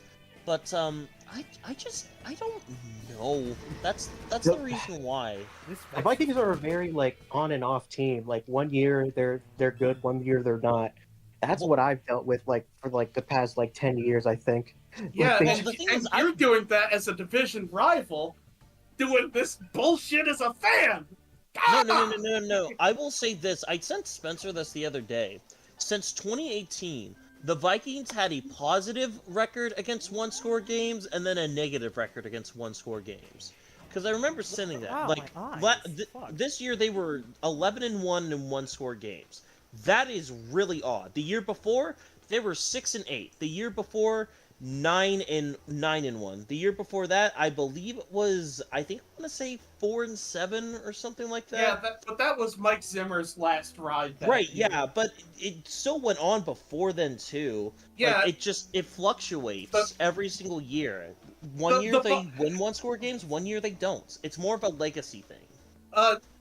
So basically, chat, what we're saying is that if you are looking to go to school to be a cardiologist, we recommend going to Minneapolis because you're going to make a lot of money off of a lot of clientele. Go to Because- the University of I'm Minnesota. surprised we haven't done this yet. Where is it? Minnesota. But yeah, fucking. What else is there to say about the Vikings too? They have this one jerk ass fan in Grand Rapids, Michigan. I mean, what's his deal? Not that Oh guy. yeah, I'm gonna Mostly? say that. Actually, I will say this because this is Viking adjacent. I don't know about you guys, and I don't care if I get hate for this. I cannot stand Paul Allen as an announcer. As a fan, 100% go for it. But Paul Allen as a fucking announcer is so fucking horrible, man. Not in the what he does, Patrick but in Bateman, the fact of how he Steve does it. I What's that? have to disagree. I have to disagree Are because, you you know, kidding me? The season can't end like that. Are you kidding? he voices it. He is basically like the inner voice of every Vikings fan on every play. You know, when he says like you know, like, why would you ponder passing on that play? You could just take a knee and score a 50, 60-yard field goal. This is not Detroit, man. This is the Super Bowl. That's what we were all thinking. Or, you know, like Right. when on the But good this is moments, just like it's like, are you this kidding me? It's a Minneapolis Miracle. It's a 61-yard Minneapolis Miracle. That's also us. No, I Oh, get come that. on. It's just with being an announcer and like seeing the stuff like that happens and hearing like people do the work, it's like, God, he is such an anti-announcer. Like he is the epiphany of a guy in a bar that knows how to talk sports. Favorite. I'm gonna. There are Well, you know, Vikings Listen, fans flying on the field.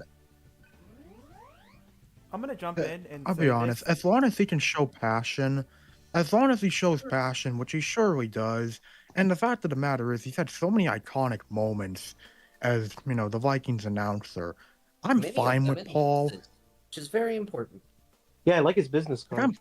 He even has a watermark. I'm fine with Paul. All that. It's just like I can get how someone could get annoyed by him, but like he's had so many iconic moments that I just can't hate the guy. Yeah, I'm gonna step in and say, as I've noticed from watching baseball and football, I'm like, damn, you know, the baseball people have more personality, and they feel like they can talk about shit that isn't just the game. I like that. I like, you know, especially mainly baseball is a game that's kind of boring as fuck, and you kind of just sit there and go, you know, you eat popcorn and go, so did you see whatever happened? But I don't know. I like when people bring personality, bro. Like play-by-ball is great and all, but like when you give that personality, that's the memorable calls. Like most like when you remember sports stuff, you remember the moment of the game, but you also remember the call. Like fucking like, you know, Joe Buck will see you later tonight. Like shit like that. It's like you remember the play and you remember the call. And if the call is like, it's like the call embodies the moment. It adds more to the moment. So, you know. Yeah, seriously, the Minneapolis Miracle, Paul Allen came up with that name. It's the reason it's called the Minneapolis Miracle. I'm just saying, as someone who has learned this kind of shit, it's sort of like how when you like look into music theory and then shit suddenly just doesn't sound right. That's kind of how it is for me. I get why people like him, and to an extent, I think if he was a Bears, I think if he was like any other team, hell, if he was like even a Bears fan, I probably wouldn't mind it as much, because I'm gonna say some of it is just biased. But like every time I like hear him announce, I just remember Stephon Diggs. That's a dirty hit by Stephon Diggs. He should be ejected out of the game for a completely routine hit, and it's just like, brother in Christ, chill the fuck out. But back to not being salty. Disgusting act by Randy Moss. By Randy It's Moss. unfortunate that we caught that on our TV. Yeah, everybody is guilty of that. I'm not gonna just pin that on Paul Allen. Like, it's not just a Paul thing, and honestly, you can look at other sports where they are way more egregious when it comes holy to shit! like that. I was catching the Vikings-Titans game on radio last year. I made the mistake of listening to the Titans broadcast. Holy shit! Every time Justin Jefferson would catch something and they'd be like, "Oh, that's all fancy pass interference! What's the ref doing? He's swallowing the whistle!" No, this is, again, it's probably just like an announcer thing more than likely. Oh, I guess I could say this. This could be like one of Harrison Bryant's last years in Minnesota. Like, this could very well just be the end of it. And I will say, Harrison Smith, as a long-term Vikings fan, he means a lot to me, because he was one of the reasons I even got back into Vikings football. And I feel like if he wasn't there to just basically be an interception machine and like one of basically our version of Troy Polamalu or the new millennium Paul Krause, like, I would not have been into the Vikings like at all. Like, I probably would have given up after that 2013 Giants game. Like, you know, like, fully, like, Josh Freeman just heaving across the body on the worst. A game so bad that, like, that was a game so bad, like, John Gruden was shitting on it in the commentator's booth. Yeah. Yeah, that was the game where I was like, Jesus Christ, what am I doing with my life? But it's just fucking hell. I think the best way to describe the Vikings is they're like a randomizer. You never know what you're gonna get each year. They're like listening to Primus, you know, just complete and utter fucking nonsense, and then they'll do something that'll just completely fucking floor you, whether good or bad. Yeah. Well, anyone else has anything else they want to say on the Vikings before we get to floors and ceilings? Chat, they may win the division. I dislike the Minnesota Vikings. Chat, they may win the division. You know, JJ McCarthy may be the next Sam. Chat, Sam Ren Darnold. has. Chat, Ren has suffered a concussion. Shut That's the fuck my up. white boy! That's my white boy! Bowl that bitch over! Sorry, I saw Tyson Bagent bowl a motherfucker.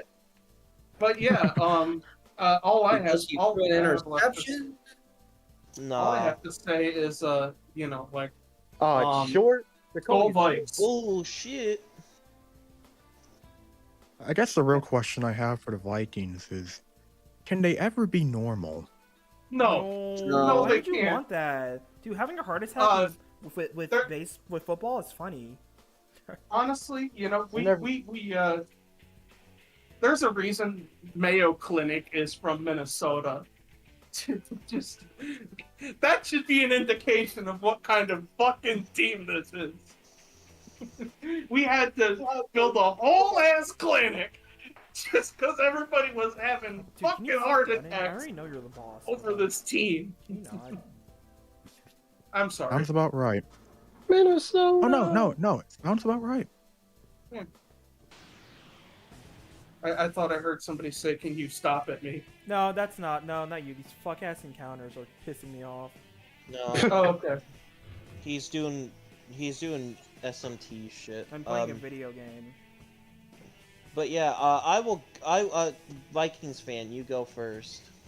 I'm gonna pull a draw play, Dave, because this is one of the teams where I legitimately don't know what could happen. So my floor 0, my ceiling 17, both are within the realm of possibilities with fucking the TNT head coach himself, Kevin O'Connell, and they're if either one of those happens, you know they're all gonna be 1-score games.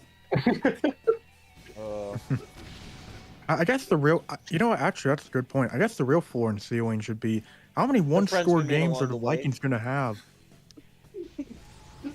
And to that, you know what? Floor is 1, and ceiling is 17. Who's that one game they win against? The bye week? I guess so. Yeah. You know what? I'll go one step further. The floor is a meteor hits U.S. Bank Stadium, and they can't play a single game this year. And the ceiling, they find some way to not let a single team score a single point, and they win the Super Bowl. No. The floor is that the birds. I was just about to say that the bird bird, the floor, Stadium. the floor is the birds keep hitting the fucking dome. And It's the like the ceiling whole is when stadium birds So are many- enough to fly How above many it. hit it that Whole breaks? stadium It fucking collapses like a shatters. window. Yeah. The entire team dies. They have a crisis draft, and then like they still end up like winning every game, only by 1 point, only by like 1 score, of course. And No. There's a crisis draft, and they somehow find a way to draft Patrick Mahomes. Where is it? Hold on. But yeah. I think you just cursed the Vikings. Actually, That is no. Way to go, That man. is them. No. Listen, I'm lifting the curse. If you, they say if you, I don't know, if you know what, chat? The Minnesota Vikings. No. Here it is. The Minnesota Vikings will win the Super Bowl when Brett Favre dies. No. Oh no, I have the idea now. And it would piss Spencer off so much. JJ McCarthy goes down week 5, and Aaron Rodgers wants out of the Steelers due to culture issues, and then the Vikings trade for Aaron Rodgers, and then Aaron Rodgers leads them to the Super Bowl. And then they lose. Yes, they lose the Super Bowl because he throws an interception that leads to a game-winning field goal. And you want to know? Who picks? And you want to know who picks off the ball? You want to know who picks off the ball? Brian Fucking- Branch. Fucking Patrick Peterson. He comes out of retirement. It's either him or Stephon Gil. Oh no! I found something worse. He gets What? picked off by Harrison Bryant. No, he gets picked off by No, Brian Branch. worse. It's only Worse. it's the No, only way it I can thought of happen. something worse. We What? play the Colts in the Super Bowl and he gets picked off by Cam Bynum. Oh! Oh. No, I found worse. Strip stack fumble from Daniil Hunter. Texans win. Oh! Have you guys ever noticed how Aaron Jones is really good at losing the ball opportunity? Sure have. God. To sidestep the Doom posting that I'm enjoying for right now, you can put 6 and 11 in the wins, 4 fucking Predators? and that's how I feel about the Vikings. I hate the purple incarnations of Satan. I really thought you were going to go 6-7. Oh no, the true worst outcome is the Vikings go 6-7. And then Spencer will live with that for the Somehow. rest of life. Somehow, Yeah, the NFL just goes under, and they just they have a lockout. They have like a lockout. yeah. No, And the they have Vikings are the only 13 team that are regulars. 6-7. No, they have 13 one-score games, and that's their record in them. Oh. And anyways, I don't know. Floor is like, I don't know, 5. Ceiling like maybe like 11, I guess. You had the opportunity to go. Their floor is 6 or 7 wins. I'm not doing that. I'm not. I have standards, you know. Literal brain rot baby over here. Total Shut goblin up, mode. Chudlet. Get back to the mines. Luke. Yeah. Yeah. What the fuck? Vikings are an interesting bunch this year. They have a bit of a hiccup to start the season. They'll be the Jordan Addison just start for the first 3 games, and I believe one of their players is probably not going to be available until 4, from what I'm hearing. And you might be thinking you know, of Jalen Naylor. yeah, whether or not God, I hit myself with a socket wrench. Why do you have whether or a not socket wrench? they get Why do you have a Thielen or not, I feel like Thielen would be a rather No one nice has to reunion. But the Vikings are gonna have here's the thing. When it comes to JJ McCarthy, it's the biggest unknown factor going in to this year. We don't know how good he's gonna be this year. Knowing We this just team, we're somehow gonna go 3-0 without Jordan Addison, because that's just how this And fucking then go team works. 0-14. God damn it!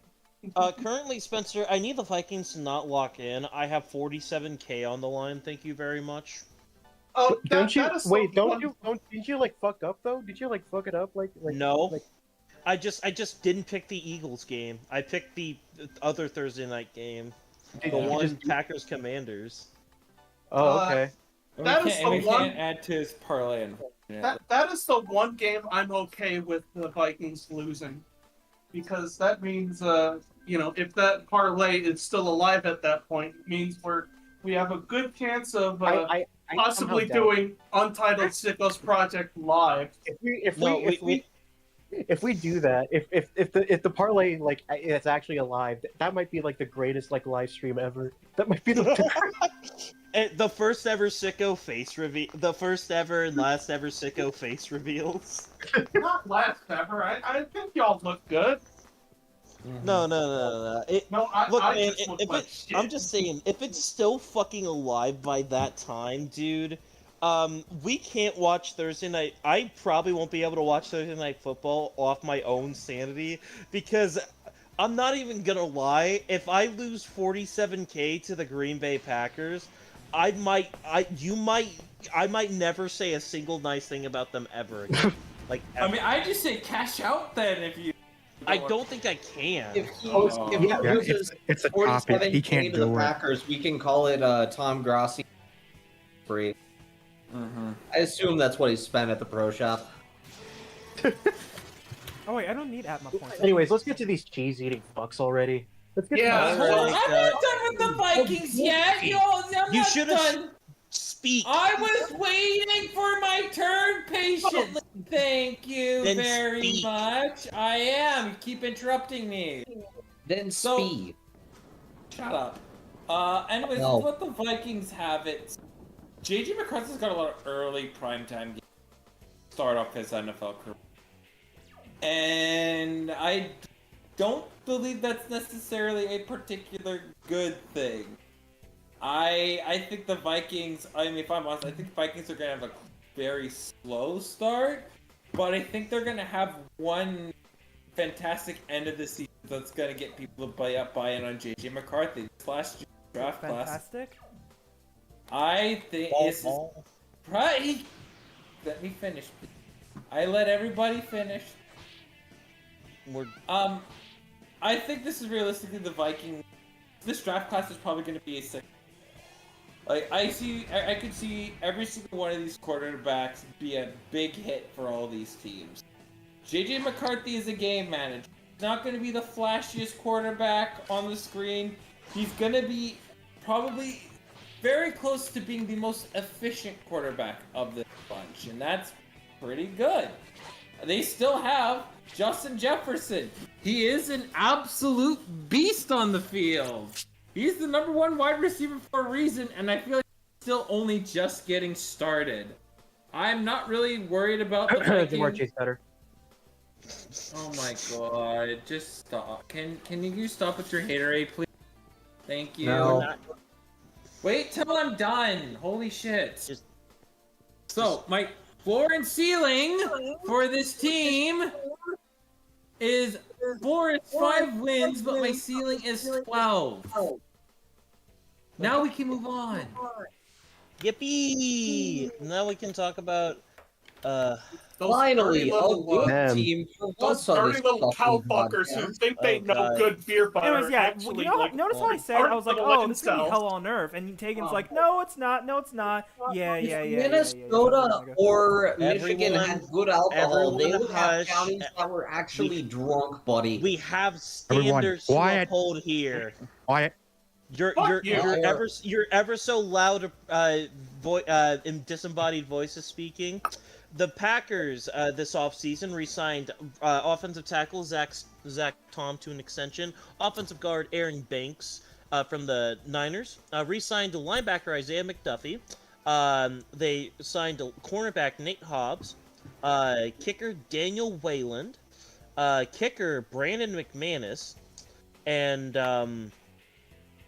whole lot of jingling keys. On the opposite hand, the Packers let go center Josh Myers, linebacker Eric Wilson to the Vikings. Also, Josh Myers went to the Jets. Defensive line Daryl Slayton to the Bengals. Cornerback Jair Alexander to the Ravens. And again, a whole lot of jingling keys. As for their draft, in the first round, they select wide receiver out of Texas, Matthew Golden. In the second round, they draft offensive tackle Anthony Belton out of North Carolina State. In the third round, they draft wide receiver Savion Williams from TCU. In the fourth round, they select defensive end Baron Sowell from Texas. In the fifth round, they draft defensive end Colin Oliver from Oklahoma State. In the sixth round, they draft defensive line Warren Benson from Georgia. In the seventh round, they draft cornerback Micah Robinson from Tulane. And then for the last pick, they draft offensive line John Williams from Cincinnati. Fuck the Packers, fuck the Packers, fuck the Packers, fuck the Packers, fuck the Okay, alright! Let's move Okay, on. Stop that thing in the middle of Can the everyone story. shut up? All Like, right. genuine. I will not. Can everyone shut up? Okay. K-Main, I'm about to say some very unkind things towards the Packers and possibly you. So before I get started on whatever tirade I go on, I just want you to know that what I think.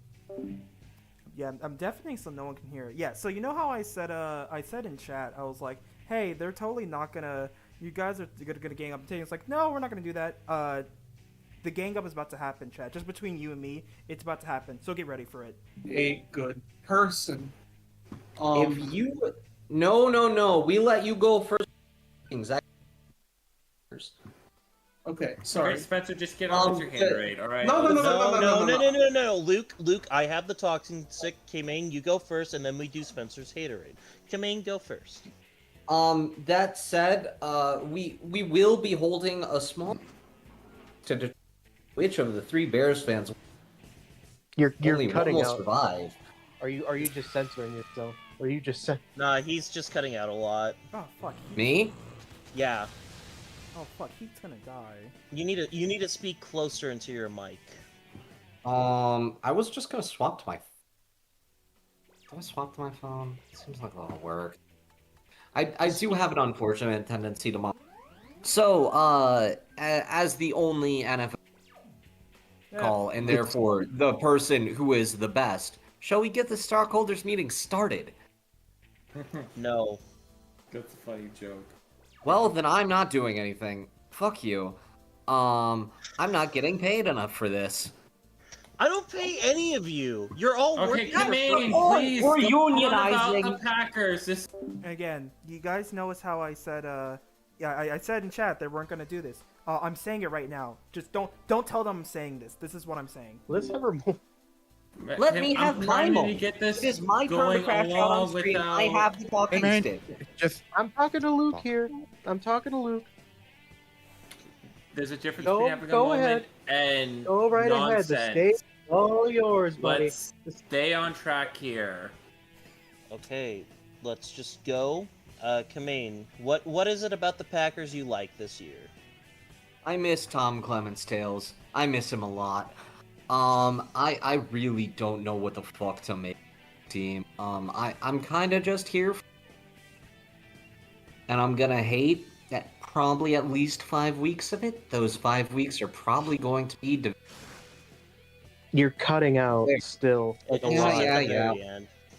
Okay, give me a second. I'm gonna swap to my phone and throw in headphones, and that'll fix this. W.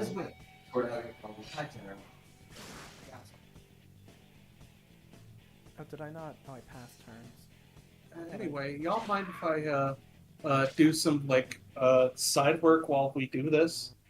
Go for ahead. it. go ahead. Okay. Cool. Okay, is this better? Yeah. Yep. Yeah, it's good. Yeah, I don't know why I have terrible awkward technology.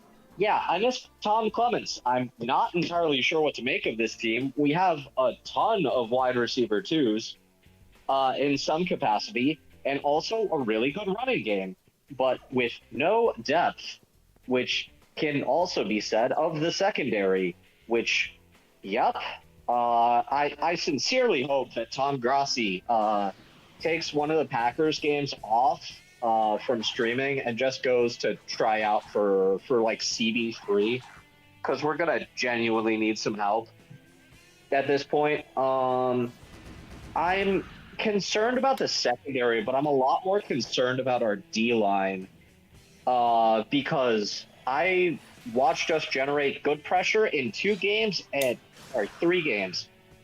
those 3 games were against the Texans, which had the worst O-line in the league, the Seahawks, which most of it came after Geno died, and what would you like to call the Tennessee Titans?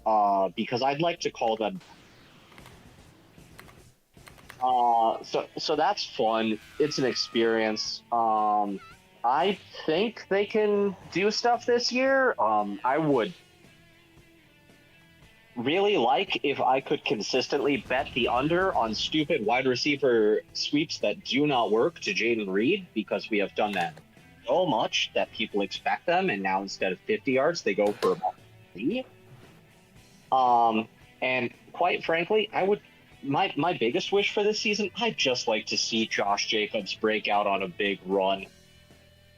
I like him a lot. He's a really good bruiser back, but he does not have the breakaway speed that I wish we had, because he's he's no Derrick Henry or Saquon in that regard, and that's honestly, I think, the biggest knock against him.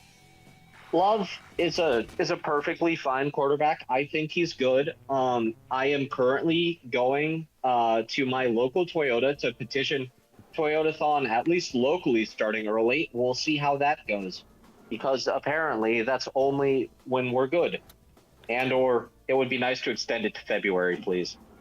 I can't wait to lose in the wild card or divisional round. I think that's where we wind up. But hey, we owned the Bears. That's cool. But we'll talk about them later. Well, All right. I mean, before I delve into everything I feel, I mean, Green Bay on paper is still a good team. They're not.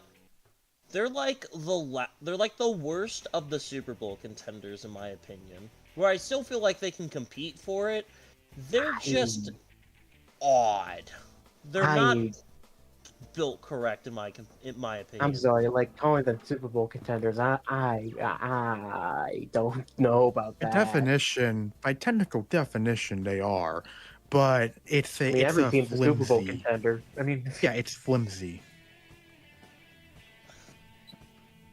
With the way that they build their team, screams Super Bowl contender to me personally. Sure. I guess, like, I know they got Jacobs and like Watson, but I don't know if that could be enough. No, we don't have Watson for at least the first 4 weeks and likely the first 10. Which is unfortunate because he is the most important wide receiver to drop passes. Yeah, I'm sorry. I said it before, and I'll say it again. Jordan Love is the most overrated quarterback in the NFL. Like, I've said it multiple times, and I'll say it again. He's Black Brett Favre, and you can't be Brett Favre in this day and age. No, gunslinging is harder to do in the NFL. It's possible, but when Jordan Love at the beginning of the season, he can afford to be reckless. He locks in at the end, but sometimes those early season games kind of where they get you at the end, because the Packers were 9-8 by the end of the season, and they were not. They were 11. 9-8 in 2023. Oh, my bad. So those games could have really come in handy at the earlier, and I get that they won the beginning of their games, and Jordan Love was out for a good part of the year, but that's still the year before, and even the year prior, he still had that kind of funk to him, where he had efficient later seasons, but he never had the efficient early season. And he also played about all of that efficient early season injured. I thought he looked pretty good in the first game against the Eagles. But he did kind of rush himself back a couple weeks too early. I wish he had waited, 1 or 2 more. It's not like we were beating the Vikings anyways. Yeah, it's just he's the most polarizing quarterback, because I look at the start of the season, and then I look at the end of the season. He had a good game. He had a decent game against the Rams, a weird ass game against the Vikings. The Texans game he was roughing. The Jags game and Lions game he was super roughing. And even the Bears game he was roughing for a good bit of it. The Jags game he went out due to injury. I'm just gonna stop you there. He only played half of it. He played up until the third quarter. I remember he got knocked around early, and then he got nicked up again. Oh yeah, Right. yeah. Willis was there for the last quarter. I remember that. Yeah, that's also the game where we pretty much lost Jair for the season because T-Law threw a touchdown. Jair, being Jair, didn't defend it properly, and then he broke his knee or something. Yeah, I don't know. They're a weird team because I feel like they're definitely built to succeed. I just don't know where that succeeding ends. Ah, shit. Because clearly I feel like it should end early, but with how they play well against divisional opponents almost every single year, this was a rare year where they were just They were 1 oddly and bad. 5. Yeah, they were 1-5 this year, but normally they're good against divisional opponents. Like, I remember at least the first year where they went 9-8. Like, they swept the Bears, obviously. They and then they beat the Lions. They split with the On Lions and Thanksgiving. Vikings. Yeah.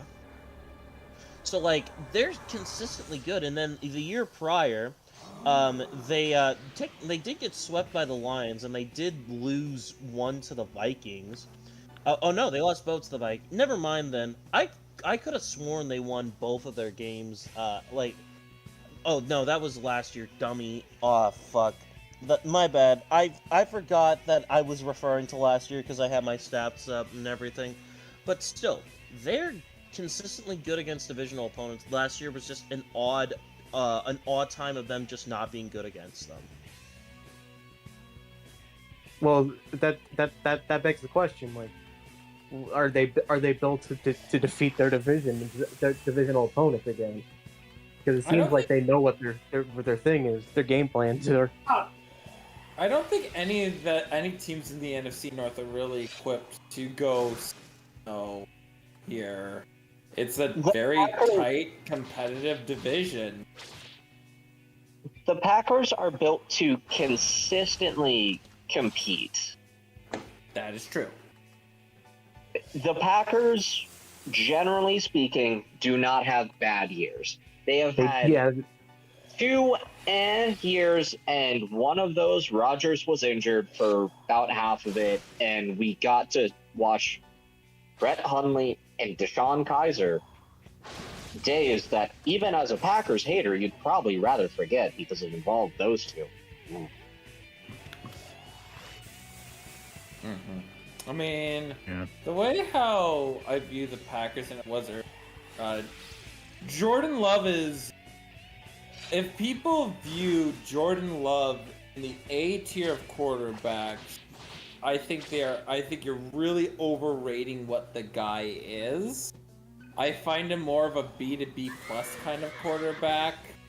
I haven't seen him have the high ceiling that Brett Favre had. I'm kind of seeing more of where the middling point was for Brett Favre. I'm not seeing that.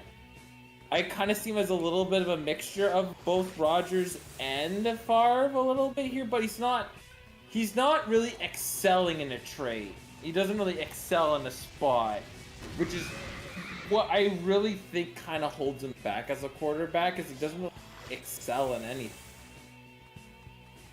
He's good. Jack of all trades, master of none. You know? Kind of where I Does he pass the Dalton line? Does he? Well, he's a B plus most days, which is an above average starting quarterback on my quarterback scoring. If I may share my thoughts on Jordan Love, because I do have some things to say, some similar to what others have already said, but in terms of the Jordan Love discourse, it's complicated because on one hand, I do see that Jordan Love has his strong moments, and when he's performing well, when he's locked in, he's locked in. Like, it feels like when he's really locked in against an opponent, it is very hard to stop that. It's something I've noticed. But it feels like when you're able to rattle him, when you're able to get into his head early on in a game, it can be very tough for Jordan to overcome that. And, you know, people always talk about how on one shoulder he has Aaron Rodgers, on the other he has Brett Favre. And, you know, ever so often I always see tweets about that, about, you know, which Jordan Love is going to show up, because it feels like the problems that he had in 2023 really didn't get better in 2024 from how I saw it. Because Jordan is a good quarterback, but I'm going to be real. He hasn't shown me anything that shows he can be an elite quarterback like Roger Favre were. And he proved me wrong on that department? Yeah, absolutely.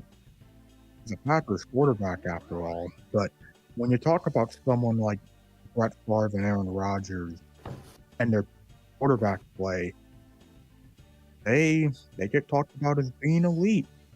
Some points, or for the majority of their career, they were seen as elite quarterbacks. And Jordan Love has shown he can be, a good quarterback, but he hasn't shown that he can be elite. And I'm not going to lie, a lot of that for me kind of really stems from that playoff game against the Eagles last season. Because, let's not lie, he was pretty terrible in that game. Pretty terrible. Yeah, but like he also like wasn't 100% at that game either. He wasn't. It wasn't I get he 100% for any game last year, except for Yeah. most of the first. No, he I was can 100% for the understand that. postseason. No, I he can wasn't. understand that, but at the same time, He it's said just that he played through an injury. Also, he got mucked up a little in the Bears game, I believe. Never it's mind. just then. look, if we're gonna give Jared Goff a lot of shit for his playoff performance, then I feel Jordan Love deserves his fair share of shit as well, because it's just trying to put this into. Okay, so this is a take I have, and I'm curious what y'all have to say. But if Caleb Williams breaks out this season, or really has that shining season that people expect him to have, or people are expecting a number one pick like him to have, or that happens, and JJ McCarthy also shows he can be a very good quarterback in a great system, in the great system of KOC. And we see similar stuff from we see similar stuff from Jared Goff, and we see similar stuff from Jordan Love, where what I mean by that is, Goff's still good and Love's still good, but he hasn't really progressed in year 3 of him being a starter. There could be an argument to be made in this scenario where everyone else is, progressing and still doing well. There could come a point in time where Jordan Love is seen as the worst quarterback in the North. I don't think that he needs to be an A-tier. I don't think he even needs to be an A-tier quarterback for this team to get super far. We're built as like a ground and pound wildcat, where if our receivers could actually just fucking beat people for a change, maybe they or didn't drop so many passes. I don't think know, Jordan Love would be viewed as a better quarterback, which is. I agree with aside. you on that. I do agree with you on that, because I know I'm basically just making this more about Jordan Love than I am the Packers. Because I will give the Packers credit. Getting Josh Jacobs was an amazing pickup, and that I really feel like in terms of what LaFleur has wanted to run, especially in terms of grounding and pounding it, getting Josh Jacobs really was one of the best running backs you could get for that, and having him there really does take a lot of stress off. Well, in theory, it takes a lot of stress and pressure off of Jordan Love having to do, everything. But at the same time, it's like, I do agree with you on the point that the Packers don't need Jordan Love to be a great quarterback. Good can get you far. It can get you very far. Good has won teams Super Bowls before. But I do feel like in terms of the way that the Packers are currently set up, I do feel like you do want to see more from Jordan Love than what you've seen so far.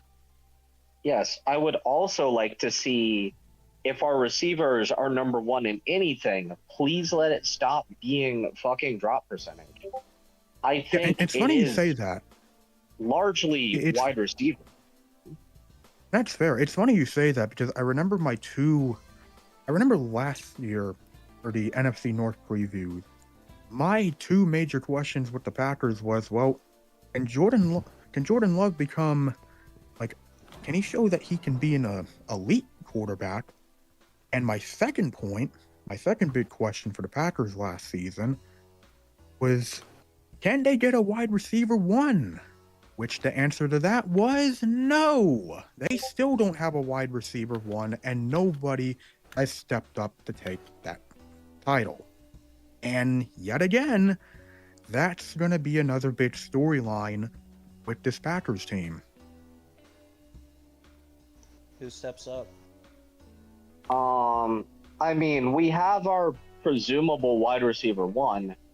I don't know which of the Packers receivers you hand second contracts to of the ones that expire, because I've got ESPN pulled up.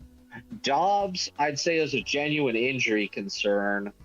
Watson is not getting a second contract. Wicks would have to put up Jamar Chase numbers to even deserve a trial contract. And Jaden Reed, I think he's serviceable. I think he's your best shot for a wide receiver 2, 1.5 Wildcat, but they did draft Savion Williams to kind of fill that role, which makes me think, can we trade for Devontae Adams and free him from the curse of Jimmy Garoppolo, please? I mean, honestly, you also did draft Matthew Golden in the draft. He was someone that was really good at Texas. Yes. Devontae just really loves hanging out with his buddies, doesn't he? He just... True. Yeah, but I think that the Packers' ultimate downfall this year, and this is before we've even talked about the defensive side of the ball, is going to be, it's 3rd and 10. Josh Jacobs has not been able to make progress. I trust Jordan Love to make a throw. I do not trust our wide receivers to catch it. Wait, I think Spencer had it right last year in the reviews that we did regarding the wide receiver Packers. You say you don't have a wide receiver one, but if you don't have a wide receiver one, you don't have your 1s, 3s then. I would argue that until we stopped using him for some reason, Reed was our number one, or Dobbs. Well, until Dobbs got injured the first of 2 times. Matt LaFleur is a very frustrating coach. I don't think he's hot or anything. I think he stays for at least a few more years. But our new CEO, now that Murphy has retired, is not exactly excited to talk contracts for him and Goody. About as enthusiastic as the city is to get a deal done with the only reason Green Bay can be considered a remote economic powerhouse in the state of Wisconsin. You guys want to make fun of the D-line now? Spencer, you have something you want to... Oh, well, whoever wants to go next. I know Magnum also might have had something to say, too. I'm the big finale of this segment. I don't got much to say, honestly. I hate them with every bone in my body. I just, Oh, just you wait until I have the floor at the end of this. Well, I will just say this about Green Bay. If they get Micah Parsons, I think this team will probably win the division and Super Bowl. they're not going to do that. Come on now. They're not going to do that. They're in talks for every player ever in a trade. I can't remember the last time we swung a big mid-season trade in the last decade. So, Yeah, No, the Oh, Packers are hardly... you're basically the big Miami demons. Heat. Fake demons, I tell you. Like, The Packers are hardly a free agency team. They are definitely not an in-season acquisition team. they are a one-size-fits-all team, and they are the most cookie-cutter team imaginable. Now, part of me just really hates them for it. I don't know why. It's really Green Bay really deserves that, you know. The state of Wisconsin deserves that. the most generic thing of all time. They are the Coles of the NFL. Like, It's fine. I wish we had more than like 2 good players on our defense, but here we are. I thought you were gonna say I wish we had more than like 2 good jokes to be made fun of, but that's okay. Well, I'm not gonna say anything. Oh, go ahead. Yeah, I'll save the more than 2 jokes to make fun of for the next team, because there's a lot. oh I boy. mean, the thing about the Packers at the end of the day, there's a lot of potential here for them to be more than just mere, like mid-competitive team, right? I feel like their ceiling could be a lot higher. So much of it is a wait and see approach. I think making an aggressive trade for Micah Parsons is one heck of a great idea. Could it happen? Maybe. Do I see it? No. I really feel that. Go on. Sorry, going back to the Eagles thing, finishing your point, I feel like the Packers did kind of play them the best out of the teams in the playoffs last year. Because Washington just got outrun, we were relatively close, the Chiefs, lol. Please finish your points. Cut. What about the Rams? Yeah. What about them? They played them pretty close too. That they did. Yeah, but they're not a team I like, so I'm not giving them credit. Well, you're gonna get your shortly, so let's. Hey, Spencer, say what you want to say. I will be the neutral. I believe me and Ren are probably the most neutral parties in all this. So let's let the. Yeah, we should probably let Okay. Spencer talk before he dies. Let's let the pendulum Spencer, swing let it the rip. other way. Let it rip. Stupid piece of shit franchise. You retarded backwater pig fucking cousin fucking people. I hesitate to call you people. Sentient cans of spam is more accurate. You're the reason why I have to be scared as an autistic gay person to live in this country. And quite frankly, I'm sick of seeing every single time, oh, Jordan Love made a jumping pass just like Brett Favre and Aaron Rodgers. Shut the fuck up! You were 1-5 in this division. You're one doink field goal away from getting swept in the North. And quite frankly, I hope you have to suffer 7-10 until that stupid cock of a head coach of yours gets rightfully shit-canned and sent off to whatever, therapy he has to go to. And my God, that fucking cheap excuse of a wide receiver core you got. Oh, we just got Sex Devontae Adams on our team. Now, Christian Watson has the same ceiling as Justin Jefferson. You just don't see the vision. Yeah, they don't see the fucking ball coming their way. Ever. Fucking, who else is on that piece of garbage team? Oh yeah, Aaron Jones? I've never seen him happier since he left that fucking organization. And there's probably a reason you guys have to keep getting Raiders cast-offs, because, Green Bay probably looks like fucking paradise after having to deal with Mark Davis's shitty haircut. Otherwise it's just Brett Favre ripping old poor people off and Reggie White having a weird homophobic cult, or God forbid KGB. What else is there? Your defense? Shit, that hasn't been good since Clay Matthews was dirty hitting people in the middle of sucking off Scott Walker. Fuck. That doesn't... And shit, even your drunk slovenly fans have to admit that your defense is bad.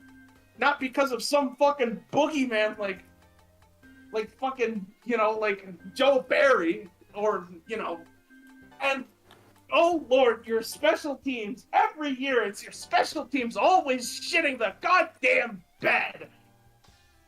Doesn't matter who it is leading the charge, it's always the special teams. Brendan Bostick is a victim of this team, and I'm tired of hearing otherwise. I rescind my time. Well, it's nice of you guys to get Utri to shadow on the podcast. Didn't expect that.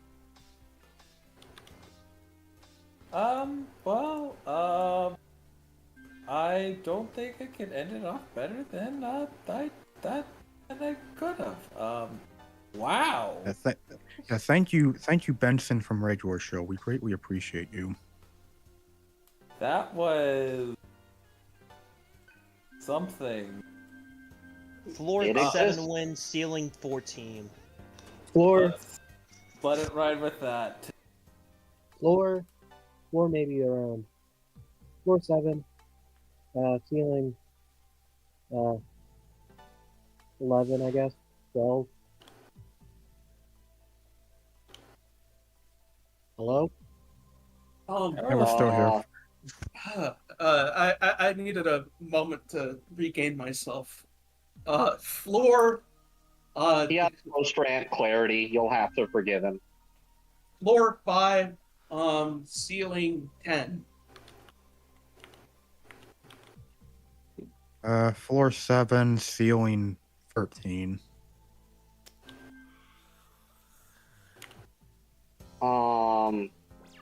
Floor, Super Bowl, ceiling, three-peat, but for a second time because the league doesn't recognize the first.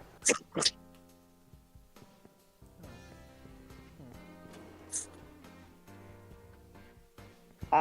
is your Like go. 8 and 9, 11 and 6.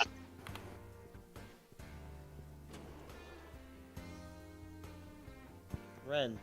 But, fucking third in division.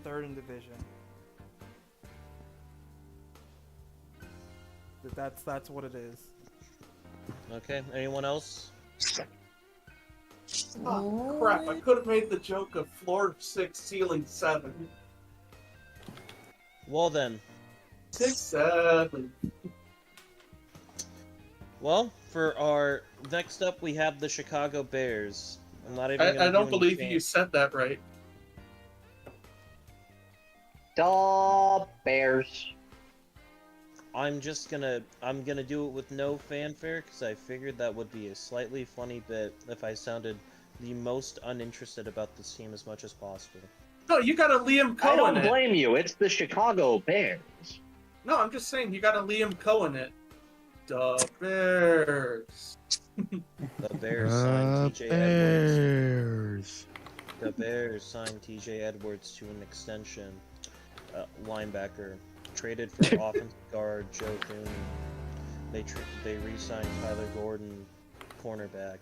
They signed defensive line Grady Jarrett. They signed Deo Obedego, edge rusher from the Colts. They signed center Drew Gallman from the Falcons. They signed Omale Zacchaeus, wide receiver from the Commanders. Chris Williams signed an extension. Durham Smythe signed from the Dolphins. They re-signed a long snapper Scott Daly, and they traded for offensive guard Jonah Jackson. As for notable departures, Coleman Shelton goes back to the Rams, offensive guard. Matt Pryor, offensive guard, goes to the Eagles. Wide receiver Keenan Allen goes back to the Chargers. DeMarcus Walker is currently unsigned. Tevin Jenkins signs to the Browns. Edge rusher Darrell Taylor signs with the Texans. Defensive line Byron Coward signs with the Jets. Offensive tackle Larry Borum signs with the Dolphins. And linebacker Jack Sanborn signs with the Cowboys. For the Bears picks this year, with their pick in the first round, they draft tight end out of Michigan, Colson Loveland. After that, they end up in the second round. They end up getting, I believe, wide receiver Luther Burden III from Missouri. After that, they draft offensive line Ozzie Triple O from Boston College in the second round. In the second round, they draft Shamar Turner, defensive end from Texas A&M. In the fourth round, they draft linebacker Ruben Hippolyte, Maryland. In the fifth round, they draft cornerback Zaw Frazier. In the sixth round, they draft offensive guard Luke Boone. Doing this cut-in again. Yeah, this is boring. Like, this is boring. Like, I'm also gonna put a timer on screen whenever they start doing it. Anyways, yeah, boring stuff. Tornado warning.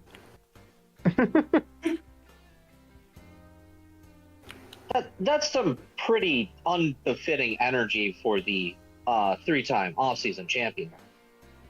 Okay, let's see if I can do this.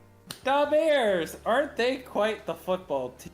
Let's see if I can do this. Let's see. Expect winds of 80 miles an hour, and residents should seek a windowless room on the lower floor of their house. Well, before the Bears fans get into it, you guys have the floor. I think we let the Bears fans. No. We've let people talk about their teams first before the crash. Fine. I'll go first. Why not? Okay. I mean, yeah, I just got a booger in my throat. Jeez. So the Bears, huh? What a team. The biggest downfall for last year was coaching for the most part. Like, considering that Eberflus, like after the Washington game, everything just fell apart. It's like it was a canon event. Everything that could go wrong did go wrong in that case. And sorry. And like Eberflus, like Waldron, like those were like the core, like the main like course that was just driving that team into the ground. When like rock bottom was that Thanksgiving game, where he had a fucking timeout. He had a timeout and he just decided not to use it. It was we needed a change. We needed a change, and they knew that. And so here comes Ben Johnson, someone who did very well with the Lions. That offense was like damn near revolutionary at that point. So, and that's what the Bears need. They just need a way to like. Sorry, I'm sorry if I'm not making sense. No, you are. The Bears like needed a jolt in offense because they are so scared. They are so scared of living in the 21st century. They just do not know how to run an offense, and I think that this could be like a good start on that. And Caleb, like we saw what he can do.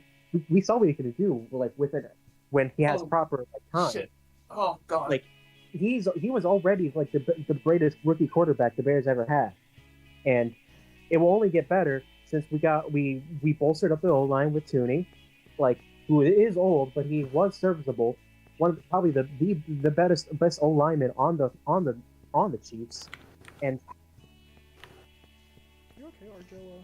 and the receiver core of Moore, Burden, Dunze, like that is a solid three-headed monster, and also including Komet and Loveland. Man, Loveland, he's been doing very well. He did very well. He's doing very well in this preseason, and people seem to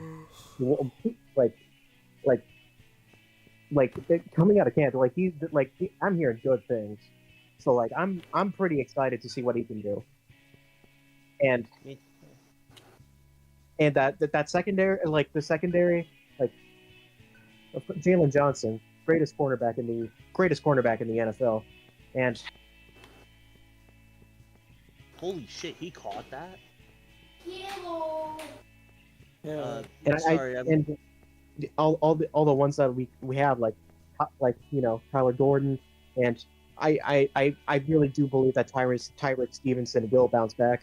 Like I do have pretty good faith in that secondary, but of course, like that D line, I think that's what's the biggest outlier for me. Well, in both lines really, because O line has been like the detriment for the Bears for like a couple years.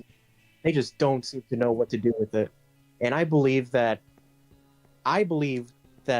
we will have a clear vision with this new regime that's going on. I believe in Ryan Poles at this. I understand why people want his head, but like I do not believe like he's like getting Caleb Williams, trading for DJ Moore, those just don't happen on accident. I feel like he knows what he's doing. I feel. No, that's fair. And if Caleb does ball out, I do believe that the Bears can make the playoffs again. And I do think that they have enough to fend off with everyone in the division.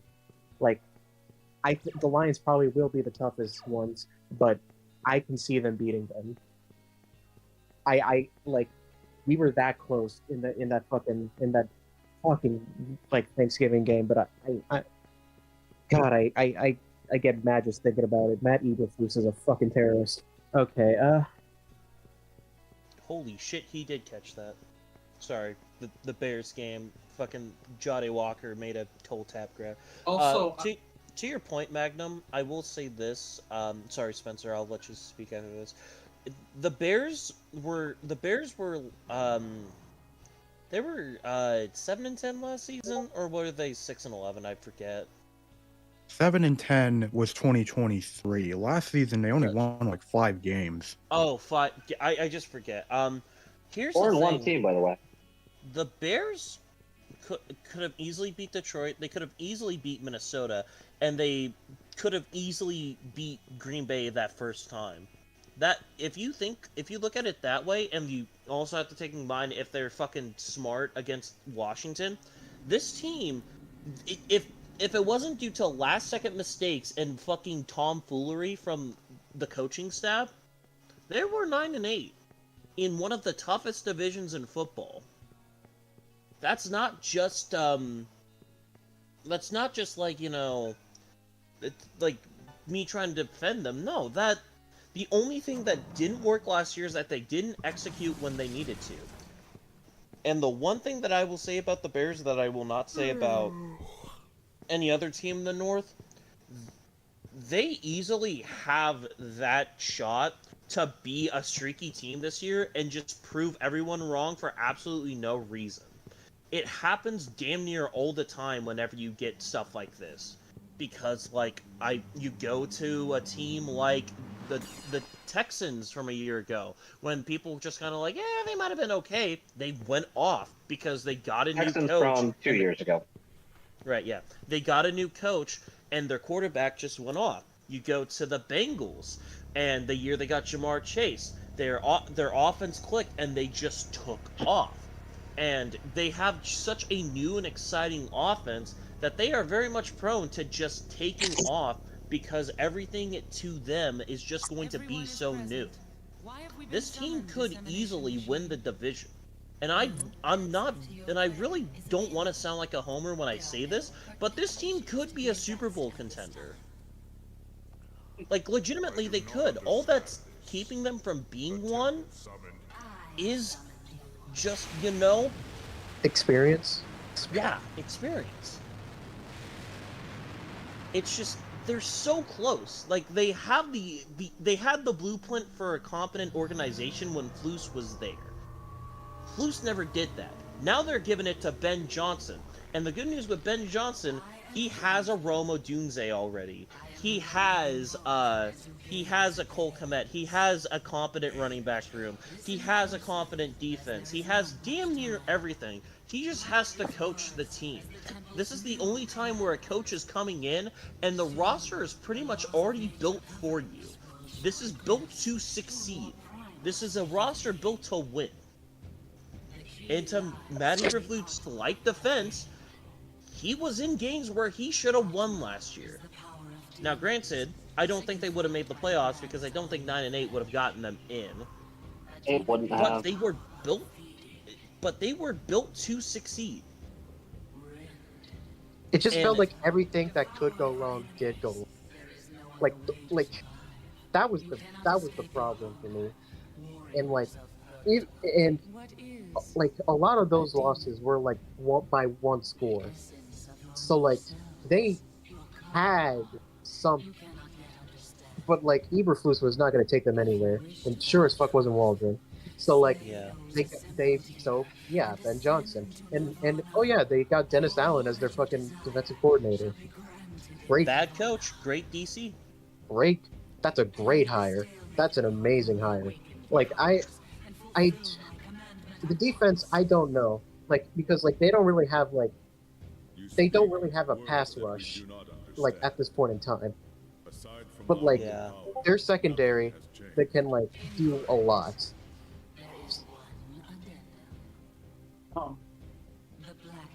I have been wanting to make this joke ever since they acquired a certain guard from Kansas City. So please indulge me. Say his name and he appears. I believe in Joe Tooney. Oh no, Joe Tooney, that offensive line went from bottom 3 to potentially top 10 if everything goes well. And you want to know something else? The biggest struggle on that offense last year, offensive line. You want to know what you did? You fixed your interior. And you want to know what all the good offensive lines have? Good interiors. Now, granted, the whole Braxton Jones saga right now has been kind of befuddled to where we now have the Canadian Eagle having a potential starting job. But that doesn't matter when you have 4 of the 5 linemen correct. If left tackle is your biggest weakness, oh no. Truly the worst in the world. I say very sarcastically as I ruffle my beard. Oh yeah, you Isn't have that a Caleb- beard now. Isn't that Caleb's like blind side? I don't know which one it is. I mean, yeah, left tackle is usually 5 yards down blindside, the but field. still. Like I like they like for the O line, they just need people who like can breathe. Touchdown, Bears! Caleb had like nothing. Like he had no time to like react at all. And like that's the worst part you can have. That's when you're a new quarterback, that is the worst thing you can do. Just give him no time to breathe. And like I now would suggest that giving him Urban Meyer is a little worse. But like I just feel like he knows how to like read like a defense. Like he can go through his progressions. I've seen him do that, and like now he actually can like perform at what he can do, and can run. He can run. People forget that.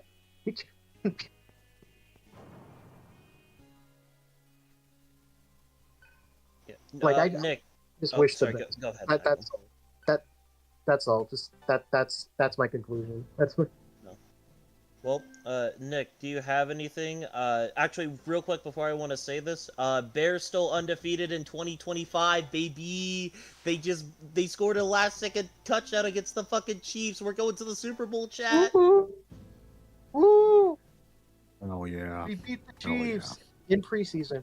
We beat the Chiefs. We beat the Chiefs. Look, it's gonna be so much sweeter when we beat them in the Super Bowl this year. But Off-season champions. woo, woo. Nick, go. You're like an eagle, watching what's going on below as I get ready to talk about this team. And the first thing I think of is a quote I remember hearing after a certain Thanksgiving game. In 70 years of coaching, at all 3 levels, I have never seen dysfunction that cost a team an opportunity to win the game. When Matt Eberflus saw that they were off track he should have called timeout. That quote, of course, came from Jimmy Johnson. And that was right after Matt Eberflus had his most infamous moment against the Lions last season on Thanksgiving. In a debacle of clock mismanagement that will probably never be topped. And thinking about Bears of 2024, it all goes back to the coaching. Every single ounce of it, it all traces back to the people that were coaching this team. And it wasn't just Matt Eberflus. Oh no, it couldn't just be Matt Eberflus. Because who could forget the Shane Waldron experience? An experience where, before Shane Waldron was fired after putting up a horrific offensive performance against a horrible New England Patriots team, Caleb Williams was having to seek outside resources to review game film because Shane Waldron wasn't doing it with him. It got so bad that Caleb even went as far as creating his own film study room to make up for the lack of coaching he was receiving from Shane Waldron. And that is just the coaching aspect. Because the coaching last season was terrorism combined with terrorism.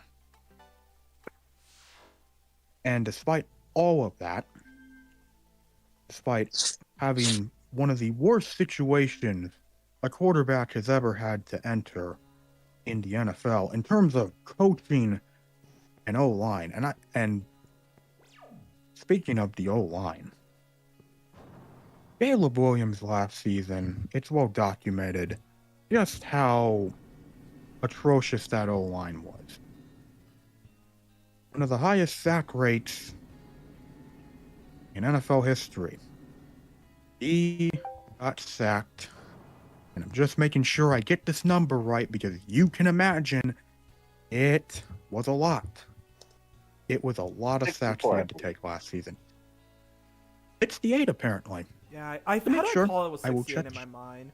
I was Not, like, I not think it was David 68. Carr levels Yes. of bad, but like, you know. It was that's- 68, not David Carr, but it's up It was there. pretty close. You want to know Oh, they were how many they were sacks? I think they were like You- third or fourth all time, getting close. Yep. Do you want to know how many sacks Caleb Williams avoided last season? It was like 35, I think. 50. 50. That's a lot. So in a season where he got sacked 68 fucking times, he avoided 50 fucking sacks in the process. So combined with having to deal with Matt Eberflus, Shane Waldron, and an O-line that is literally one of the biggest terrorist acts Chicago has ever seen. Despite all of that, Caleb Williams didn't die on the field last season. He showed signs of promise despite everything trying to go wrong in the worst way possible for a quarterback that is talented but having to go into a shitty situation. The fact that he managed to reach 20 touchdowns and only had 6 interceptions, while almost, actually, and I know this is just a cop-out because it's just a lame way of saying, oh, he hit 4,000 yards. Yes, it was combined passing and rushing. But considering all the factors that Caleb had to go through last season, the fact that he managed to come out and look somewhat like a respectable quarterback is something you will take as a Bears fan. Because last season was probably the worst season that Bears fans have had to endure in terms of expectations and what came of them. Because what came of it, and I know what you're going to say, yes, there have been plenty of bad years, but I do not care when I say having to watch Matt Eberflus fuck up time and time again, repeatedly getting worse from the previous fuck up, is one of the most infuriating things I have ever seen, not just as a football fan, but as a sports fan. And the fact that that motherfucker, I never have to worry about him coaching this team for this franchise ever again, makes me sleep better at night. But that was last season. That was the 2024 Chicago Bears. What about the 2025 Chicago Bears? Well, they brought in Ben Johnson. He was the best coaching candidate available. We were all fearing that the Bears were going to hire Mike McCarthy. And thankfully, that didn't happen. We got the guy we wanted. We got the guy who wanted to be here. And it's a situation that the Bears have been needing to get themselves into. An offensive-minded head coach that knows what he's doing. And I like that with defensive coordinator, we brought in Dennis Allen, who's a horrible head coach, but a great defensive coordinator. And it's probably going to be a wait and see with how these offenses look and how these defenses look. Because I have high faith in the offense, and I do have faith in the defense. But like any new coaching regime, it's going to be a work in progress.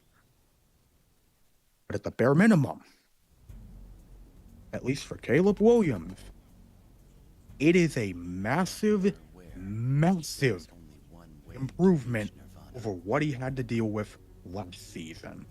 That is to defeat the 5 other ruling tribes and present ourselves to the temple. Okay. But I guess, actually, I was gonna say, if you want me to talk about my thoughts on the roster itself, I can. If anyone else wants to go, I guess you can go. But I guess if I do want to just, actually, you know what? I'll save my talk on the roster for later. I'll save it. If anyone else wants to start talking, you are more than free to talk. I'm gonna chime in on the last little. The head. My thing with the Bears is I feel like calling them champions is something that's rather quite accurate this year. I'm getting about reasons. every other word you're saying. You're gonna need to get into your microphone a little closer. Okay.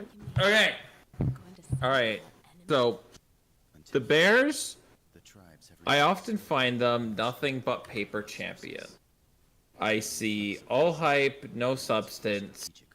They've made, on paper, excellent off-season moves in 3 consecutive years, but has it resulted in a playoff appearance?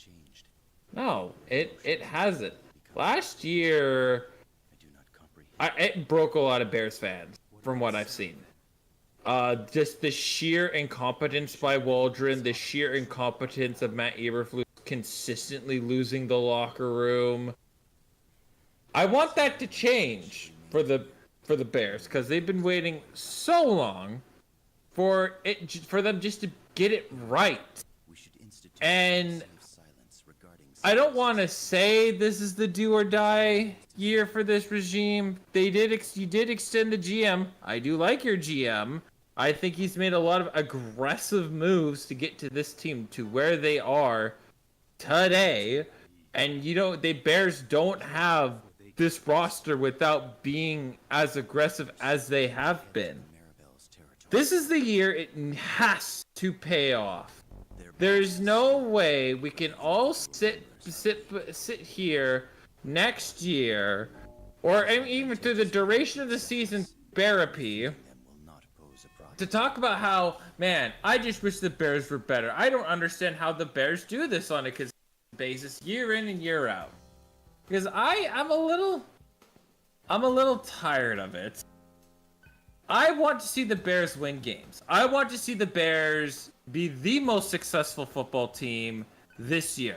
They have the ceiling of winning the Super Bowl. They have the offense to do it. They built their O-line in the offseason. They bought a tight end. They've got they could run an excellent 2 tight end set for the team. I think they have it's the running back can easily be played by who has the hottest hand right now. I think that could easily work in today's NFL. If the Bears wanted to be aggressive, there's always the trade deadline. I don't imagine a quality running back is going to cost you a whole lot. Where I really think the Bears are going to come down to is Ben Johnson all talk, or am I going to see results? He did excellent for the Detroit Lions, but is that around more of just Dan Campbell being probably one of the greatest aggressive motivators on the planet? The guy who would, if he could suit up for his team, he would be on the field in shoulder pads with his men arm in arm. Can Ben Johnson be more of a strategist? Can he guide the Bears to probably what is the most successful season they have ever had since the double doink? As much as you don't want to think about the double doink, that has been your most recent successful season to date. It was a great season until it happened. Until the double doink happened, then it's like, oh dear God, this is the most painful thing I've ever seen in my life. Loved how that season started and ended. I want to see the Bears to start guiding the ship in the right direction, because if I fear if the Bears don't do it this year, I'm really worried the McCaskies are gonna fuck it. Because logic dictates that it honestly needs another year. As weird as it sounds, you need year 1 to have Ben Johnson establish the culture of one Chicago Bears. That's the most important thing year 1 is. The second year is now that you got all your players that bought into the culture that you established, you start winning and becoming champion of whichever you consider to be an extremely successful season that may be. That is what I have for Bears. Is this ownership group going to be patient enough to say, all right, you know what? Everybody's completely safe this year. Even if we have an embarrassing season, we saw what happened, that the Lions didn't give up on Dan Campbell. Look what happened with him being one of the best motivators in football. He turned this team completely around and had one of the most successful stretches the franchise has ever seen. Let's see. We need to give this time for Ben Johnson and the Bears. So even though it could possibly not be this year, would you consider a 9-8 season successful for the Chicago Bears? I want to ask the Bears fans yes or no. Yes. Yes. 100%. Yes. Any winning record. Yeah, just any winning record at that point. But Okay. I want a winning record. But my thing is that I just want to go back to the playoff, in a respectable manner at least, 9-8 is minimal success. That is the bare minimum of what we should be expecting. Playoff is our realistic expectations. It's like you expect a kid to at least get a C, but you know that they can get an 8. You know that they can get a B. It's like that. I want to make the playoffs, but also I want to get back to at minimum a winning record. I think if we can get back to a winning record, I will be satisfied with that, because that's what the Bears need to get back to first, and then go from there. Because honestly, the Bears are the kind of team where if everything goes right, and this is just a scenario, it's a what if, but if everything goes right, the Bears could be one of those teams where if they make the playoffs, they run the table.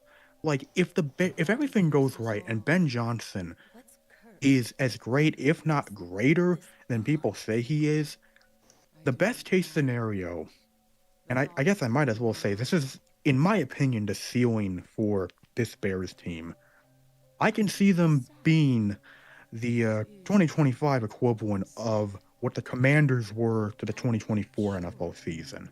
I could see something like that, where it's just a complete change. Like there's so many changes, but a lot of them are aggressive changes, and it's in a culture that really needs these changes.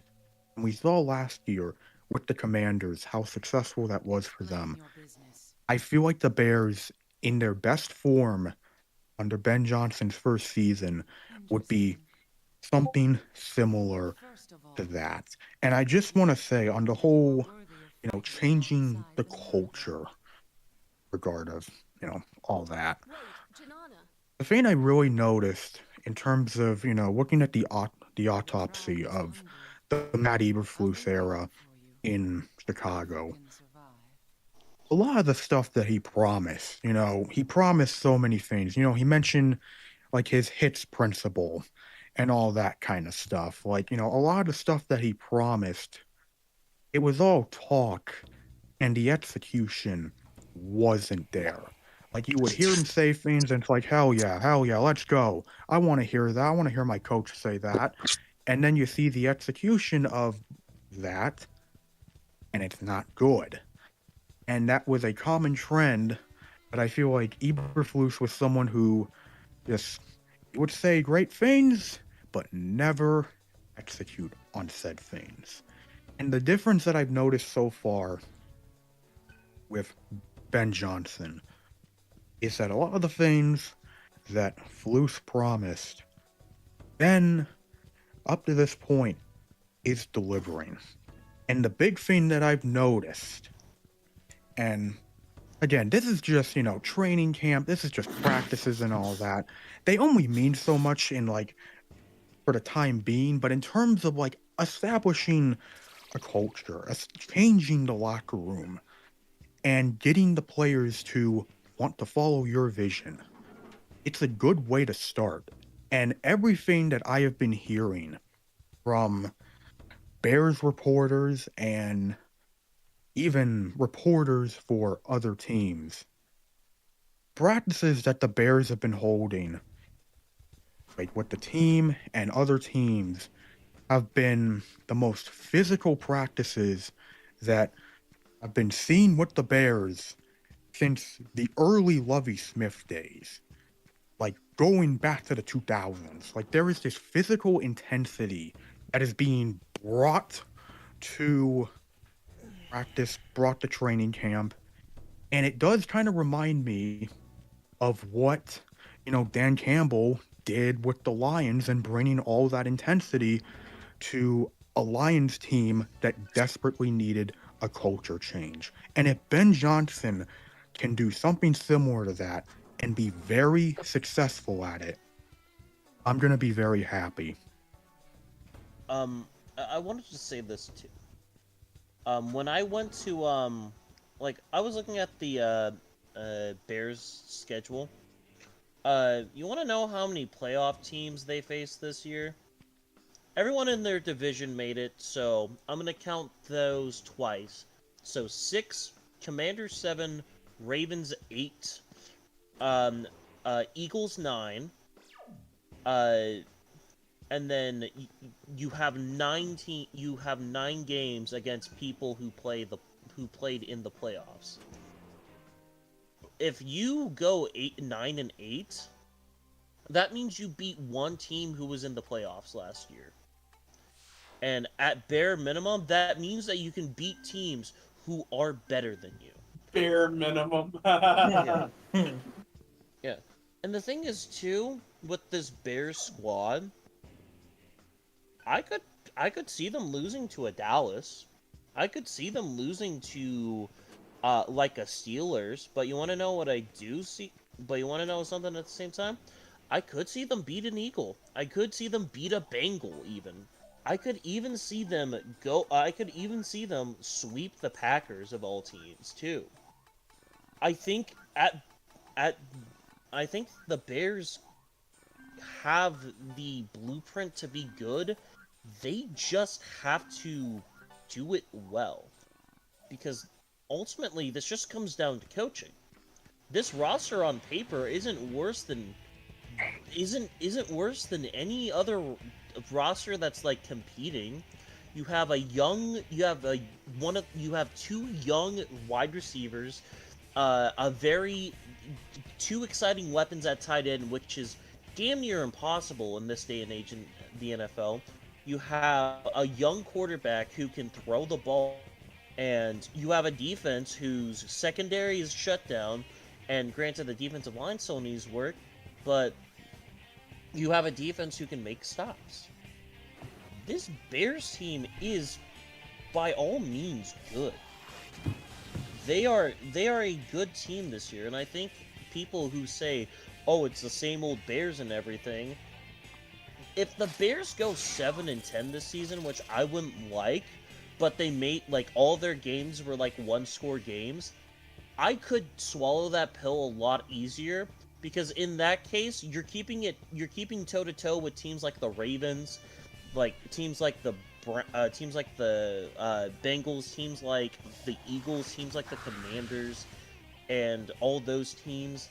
Like, that's something to be proud of. Granted, it's not something that you want, but if they keep in one score for most of these games this season, then at the very least next season, you should guarantee playoffs. But the thing is, I think they're ready for it now. No one knows how this team's going to be once they get into the NFL. And the best part is, too, they don't have a lot of time to adjust. The only thing that I don't like about the Bears this season, they have a Week 5 bye. That is incredibly rough. There's two ways to Welcome to look the about club, it, buddy. but I don't see the Bears really beaten up quite yet. The Rams last year had an early bye week, and it completely refreshed their team. It allowed them to, because with the reinforcements they got, they made the playoffs. So it's really how the team is right now. Unfortunately, I don't believe there's major injuries right now, so it sucks. Yes, unless you guys get absolutely beaten the fluff up with your roster, and there's a lot of guys that need out for a week, then sure, you'll take the early bye week, but having an early bye week kind of no. Like, by the way, the last time you swept Green Bay, 2007. Just in case you were curious. Yeah, like this, and this is just how Green I feel Bay about team was them. 4-12. No. Like, and it's the same thing with Anyway. every team. No one in this division isn't scrappy. They're all gonna put up fights no matter what. And there's a reason why the NFC North has a primetime game damn near every single week. Like, I think we went over this when we did like the division, like the primetime game rankings. But like, week 1, the Bears play the Vikings in primetime. Week 2, Thursday Night Football, you have Packers versus Commanders. After that, you go to week 3, and in week 3, you have in week 3 you have the Lions play the Ravens. Week 4, you have the Packers play the Cowboys. Going down the list, they don't have anyone playing in week 5, but there's a couple things in that. Week 6, Lions Chiefs, Bears Commanders. Week 7, Buccaneers Lions. And like week 8, you have Vikings on Thursday Night Football, Packers on Sunday Night Football. Week 9, they don't have anything, but like, and then week 10 you have Packers Eagles. You get the point at this point. The NFC North is must-watch football this year, and it's not just because 2 of the teams are in big market towns. and one of them is just really good. All of these teams are good. And just they play in those games for a reason. Oh, dude. So, I feel bad because most of my thoughts on the Bears are usually just like so irony poisoned because I usually just talk with like Tegan and Nickman, so it's like, oh, Caleb Williams is gonna fucking looks max on everyone and just like completely mog every defense, you know, because he practiced his mewing in the off season. You know, so it's like the most I can contribute is that hot take, I actually like the Arlington Park proposal. I think most do, honestly. I think it's just easier to put it in downtown because, you know, it's just you know, better, you know, like Well, it's just. Here's my thing about like where it is in Soldier Field right now versus Arlington Park. Heights. I Arlington Heights. call it Arlington Park because it's connected to the Arlington Park Metro station, which is something I like about that spot.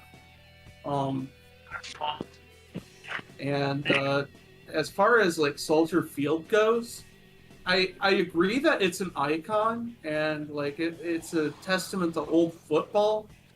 You know, as somebody who was there like 3 years ago for a Rammstein concert, it really sucks that for being so close to downtown, it's not really close to any CTA stations, and I think that's. I can attest to that actually, because I actually went to the 30 and 30 Tom Grossi meet and greet thing he was doing at Soldier Field, I think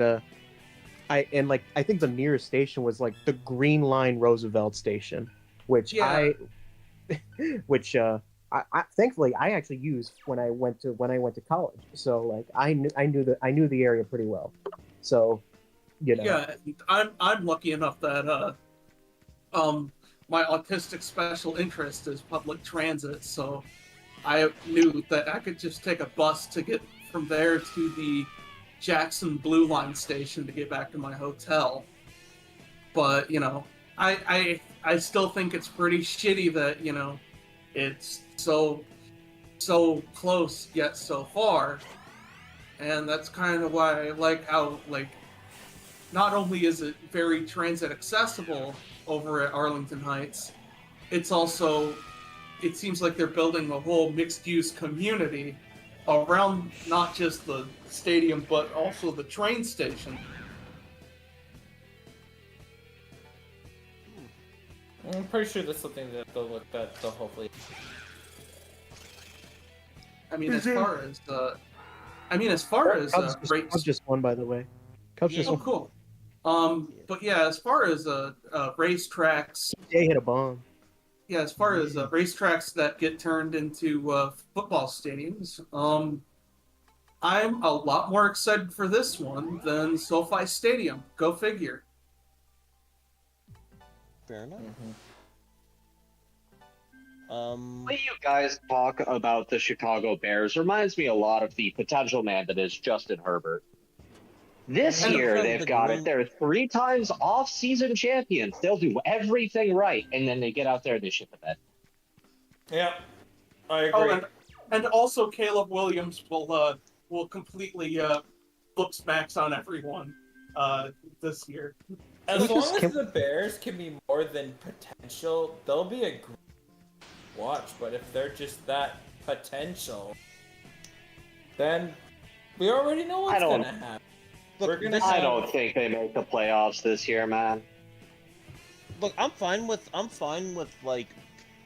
people not thinking the Bears are going to be like I'm fine with the people not thinking the Bears are going to make the playoffs, but I think you have to at least look at this team and understand this isn't like the Bears didn't cheap out on a guy like they did a while ago. This isn't getting a Matt Eberflus. This isn't getting a Matt Nagy. This isn't getting a John Fox. This is getting the hottest coaching prospect in the game currently. It's not a pyramid one thing they scheme. never did. I mean, have you seen Josh McCown's jawline? My God. Oh, It's not a pyramid scheme this time. My bad. Mewtwo King sending a DM to a random Smash player when it is a pyramid scheme. Look, I'm just saying. I think this team. Look, we'll know how this team's probably gonna be by the middle of week 10. If they're 3-7, pack it up. Season probably is not going to go too well, and that things didn't work out as planned. But if they're 7-3 or anything like that, they're making the playoffs. It's going to be a hilarious collapse if that happens. We've seen 6-0 teams lose the division and win the playoffs before. Hey, it wasn't just 2003. If you're talking about 2016, that was only 5-0. Close enough. No, it's not. Still, look, I'm fine with people not liking the Bears right now, but come week 6 or 7, and But people are Tuesday. still feeling the same way about them, that's when I'm gonna start having a bitch fit. Because if they're fucking 5-1, 4-2, that needs to fuck up and get targeted towards a different team. Because, look, man, I will put no stock in a 4-1 Bears record because that's where we were in Week 5 last year, and Yeah, look but how we- that turned out. that's different. That's yeah, different. let's say it's a little different. That was not the tune you were singing this time I last think year. the accurate way to describe it is when the Bears were undefeated that year, and we all knew it was completely flawed. Like, we all saw that the collapse was coming. It wasn't a matter of if, it was a matter of... It wasn't really undefeated. It was just 3-0 or something. No, they were 5-0. It was 4-1. No, they were 5-1. That was the year They that were we lost to the 4-1. Colts. No, we lost That was the... no, that was Nagy's that was last year as a 2020. coach. Yeah, Matt No, Nagy's No, that was 2020. second last. 2021 was the That was the- 2020 was his second last. Yeah, you're thinking the Big Dick Nick year. Yeah, the big dick Nick here, yeah. For the record, I hate the Bears for a completely different reason, and that's because those fucks, those cowards at ESPN, whenever they mention Chicago pizza, it's always deep dish and never tavern crust, which is the superior pizza. You're a pussy. You're a pussy if you hate deep fish. I'm sorry. Truth nuke, that me up. I will say this real quick, and then this is just kind of off topic, but why does it feel like every fucking year the Bears play the Vikings on Monday Night Football? It feels like every year. It's the ghost of Kirk Cousins. He wants to come back.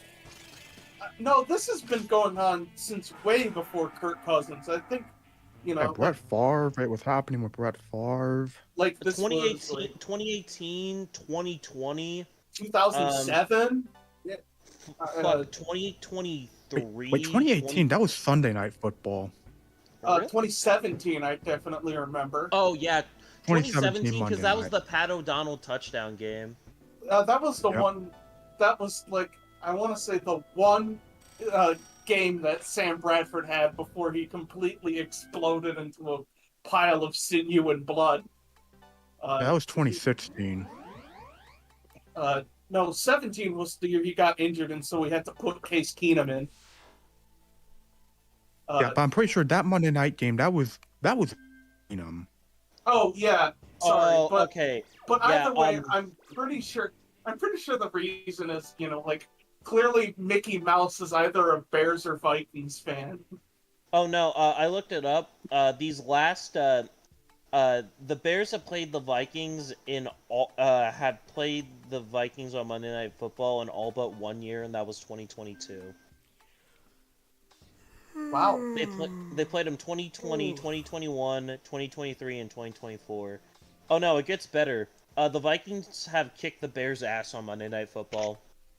Which is weird because they've won 4 of their last 5, but it's been kind of lopsided in all honesty. Monday Night Football gets weird when you get the Bears and Vikings mixed into it. The Vikings all time are 1-8 against the Bears on Monday. I mean, are 10-8 against the Bears on Monday Night Football. God, you remember that awful Josh Dobbs game where the final score was like 12-9? 12-10. And I remember that game too. That provided me so much faith in Justin Fields, you had no idea. That one pass to DJ Moore over the middle reignited my hope in him. And then the Browns game happened. It was one of the only clutch moments he had. To me, it was just like, I was just like, that was a moment I was just like, yeah, Josh Dobbs was a fun meme for 2 weeks, but now it's just sad. He's gone from the pastronaut to the astronaut. Oh yeah, I guess this is somewhat related to the NFC North. The Packers and Bears haven't played on Monday Night Football since 2013. And then the Lions and Bears have not played on Monday Night Football since 2012.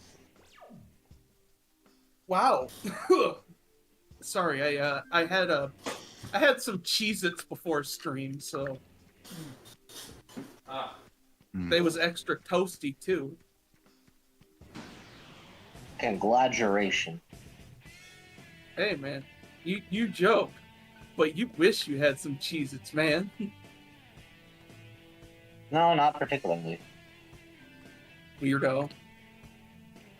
You know, I will say about like the Bears, like D line and all of that, because there is a lot of questions about it. I mean, I guess one of the big things is, you know, how's Gervon if Gervon Dexter, if he can take that next step, it would really go a long way for that D line.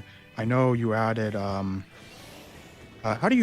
know they added the guy from Indy. Like, I'm not good at pronouncing his name, but Deo. Deo. Yeah, Deo Odeyingbo. Yep, and Grady Jarrett. I mean, those were nice additions. I'm hopeful they do. I'm hopeful they do well for the D line. But I think the biggest question in terms of just like, you know, the front four, really is. I think it really comes down to, can Montez Sweat have a bounce back season, because he really had a quiet year in 2024 after having a great 2023. And I'm not surprised that it came out not too long ago that, yeah, he was pretty much hurt last season, and that compiled with, you know, the fact that the locker room just stopped giving a shit because Eberflus bullshit. Like, you know, that was, I'm hopeful that there is a bounce back year from him and other players on this defense, because if they can do well, then I think the defense is going to be at least the D line is going to be in better shape than we hopefully expect, because I do have a lot of faith in the secondary, because I think our secondary, especially now that, you know, Dennis Allen knows how to keep a defense, you know, at the very least knows how to keep a defense focused on a Hail Mary. I do have a lot of faith in this secondary. I'm going to quickly do my floors. I almost asked you guys, hey, does anybody there have a garbage can I can use? Why? No, unfortunately, are you employed by the Astros? Do you mind if I do my quick and I'm gonna dip, it's getting kind of late for me. Go for it. I'm just, go ahead. Alright, I'm gonna do floor 6, ceiling 11. I think that's a very, we'll see what happens. I wish the Bears good luck this season, and for you all in the audience tomorrow, I shall see you all for the watch-along of the kickoff as ranked number 22 Iowa State face number 17 Kansas State. Can't wait to celebrate the inaugural kickoff of college football season tomorrow. And yes, we are doing a watch-along. Alright, I'll All see y'all right. tomorrow. Night, Luke. Good night. Luke. So, yeah, my floor probably if the improvements aren't as good as we think we are, probably 7. But like the ceiling, I would say probably around 12. And I do believe if they make the playoffs, they can just like Nick said, we could just like be like the Commanders of last year. Like we could just run the table. I agree. Nick. Honestly, if things just don't pan out, I think I see a floor of like, I guess 7 is fair because I think there's enough improvements here in terms of the roster and especially on the coaching staff where I think you will see a definite improvement in terms of win total, especially given despite how awful our coaching staff was last year, we still managed to win 5 games last year. So I think 7 is a good floor. Ceiling is tough because I do think the Bears can have like a ceiling as high as the rest of the NFC North, but I also think considering that the Bears are the least proven of any team in this division, I'll go with what Madden said. I'll go with 12. Ren. Floor 6, ceiling 10. Spencer. Floor, I'm gonna say floor is like 5. And I'm gonna say ceiling is 12. But I will say, for announcers, for the love of God, just because Chicago used to have Al Capone in it, that does not mean you need to wear a fucking fedora and like a sport coat when you call a Bears game. Maybe I'm just thinking of that one time Al Michaels and Chris Collins were dressed up like that. You probably are. Yeah. It just sticks in the brain, you know? You just... K-Main, you already said yours, correct? No, I didn't. Ceiling is 9 wins. Floor is, yeah, your GM's getting fired, buddy. 6. The cycle will continue. The beatings will continue until a Bears quarterback passes for at least 4,000 yards. Alright, well, I'll keep this flat and simple. I think the floor for this team is 5 because I just think there's no way this team's not better than the bottom of the bottom, and we play some of that this year. But I think the floor is 5 wins. The ceiling, I'm going with 12. You can sweep one divisional opponent, and you can somehow find a way to beat a Bengal or a Raven or a Eagle somewhere in that mix. But that was the NFC North, everyone, and that was it for the division previews. How do you all feel? How do I feel? Well, that segment sucked. Time to jerk off. Well, I didn't pour myself the rest of the Bacardi bottle, so couldn't have been that bad. And hey, Nick Man compared me to Benson from Regular Show, so that's pretty cool. Yeah, you'll take those. Hey, I gave you a U-Tree comp. Yeah, I'm just saying, you know, like, it's not every day you can, God, Tyson Bagent is so fucking good. God. Oh, man. You should start for the Bears. I love me a good Tyson bagel. Shit, I'm surprised that there's not, like, a deli in Chicago that isn't offering, like, the Tyson bagel or something like that. Get some NIL deals first, and then we'll talk. I'll coordinate, I guess, with, like, you know, some someplace in Chicago, you know, and Tyson Bagel, you know, like, what goes on a Tyson Bagel, my friend?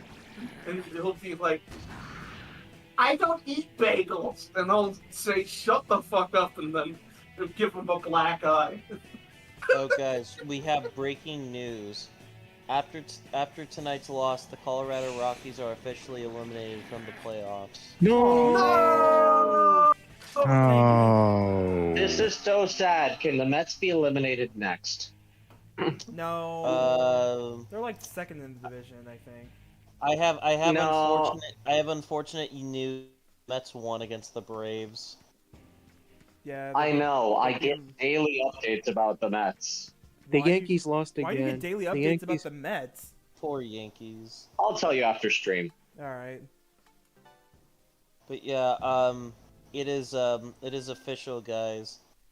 The Rockies ended their season early, so that way we could end our previews before the season started. I'm so proud of them. They did their best. But that will be it. At least they have Warming Bernabel. And, Shout out Warming Bernabel.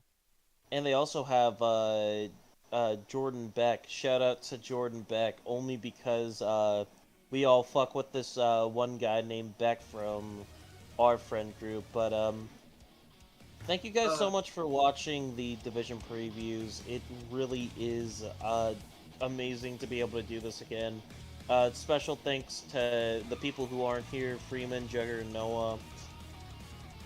And also Luke, who went to bed. And also special thanks to, you know, Magnum, K-Main, Ren, Spencer, Nick. Some of the funniest things that can be said here doesn't happen without you guys. And also, of course, thanks to our guest, Chris, aka Die Sometimes, Drop Play Dave, Valente. You know, we didn't get as many guests as we wanted to have on this year as we would want to. But hey, the few people that we did get on, it makes it all worth it at the very end. And not to mention, too, just in general, it's amazing to be able to be doing this again this year with my friends. Yeah. Is the stream over? I want the stream to end. Anywho, thank you guys so much for watching, and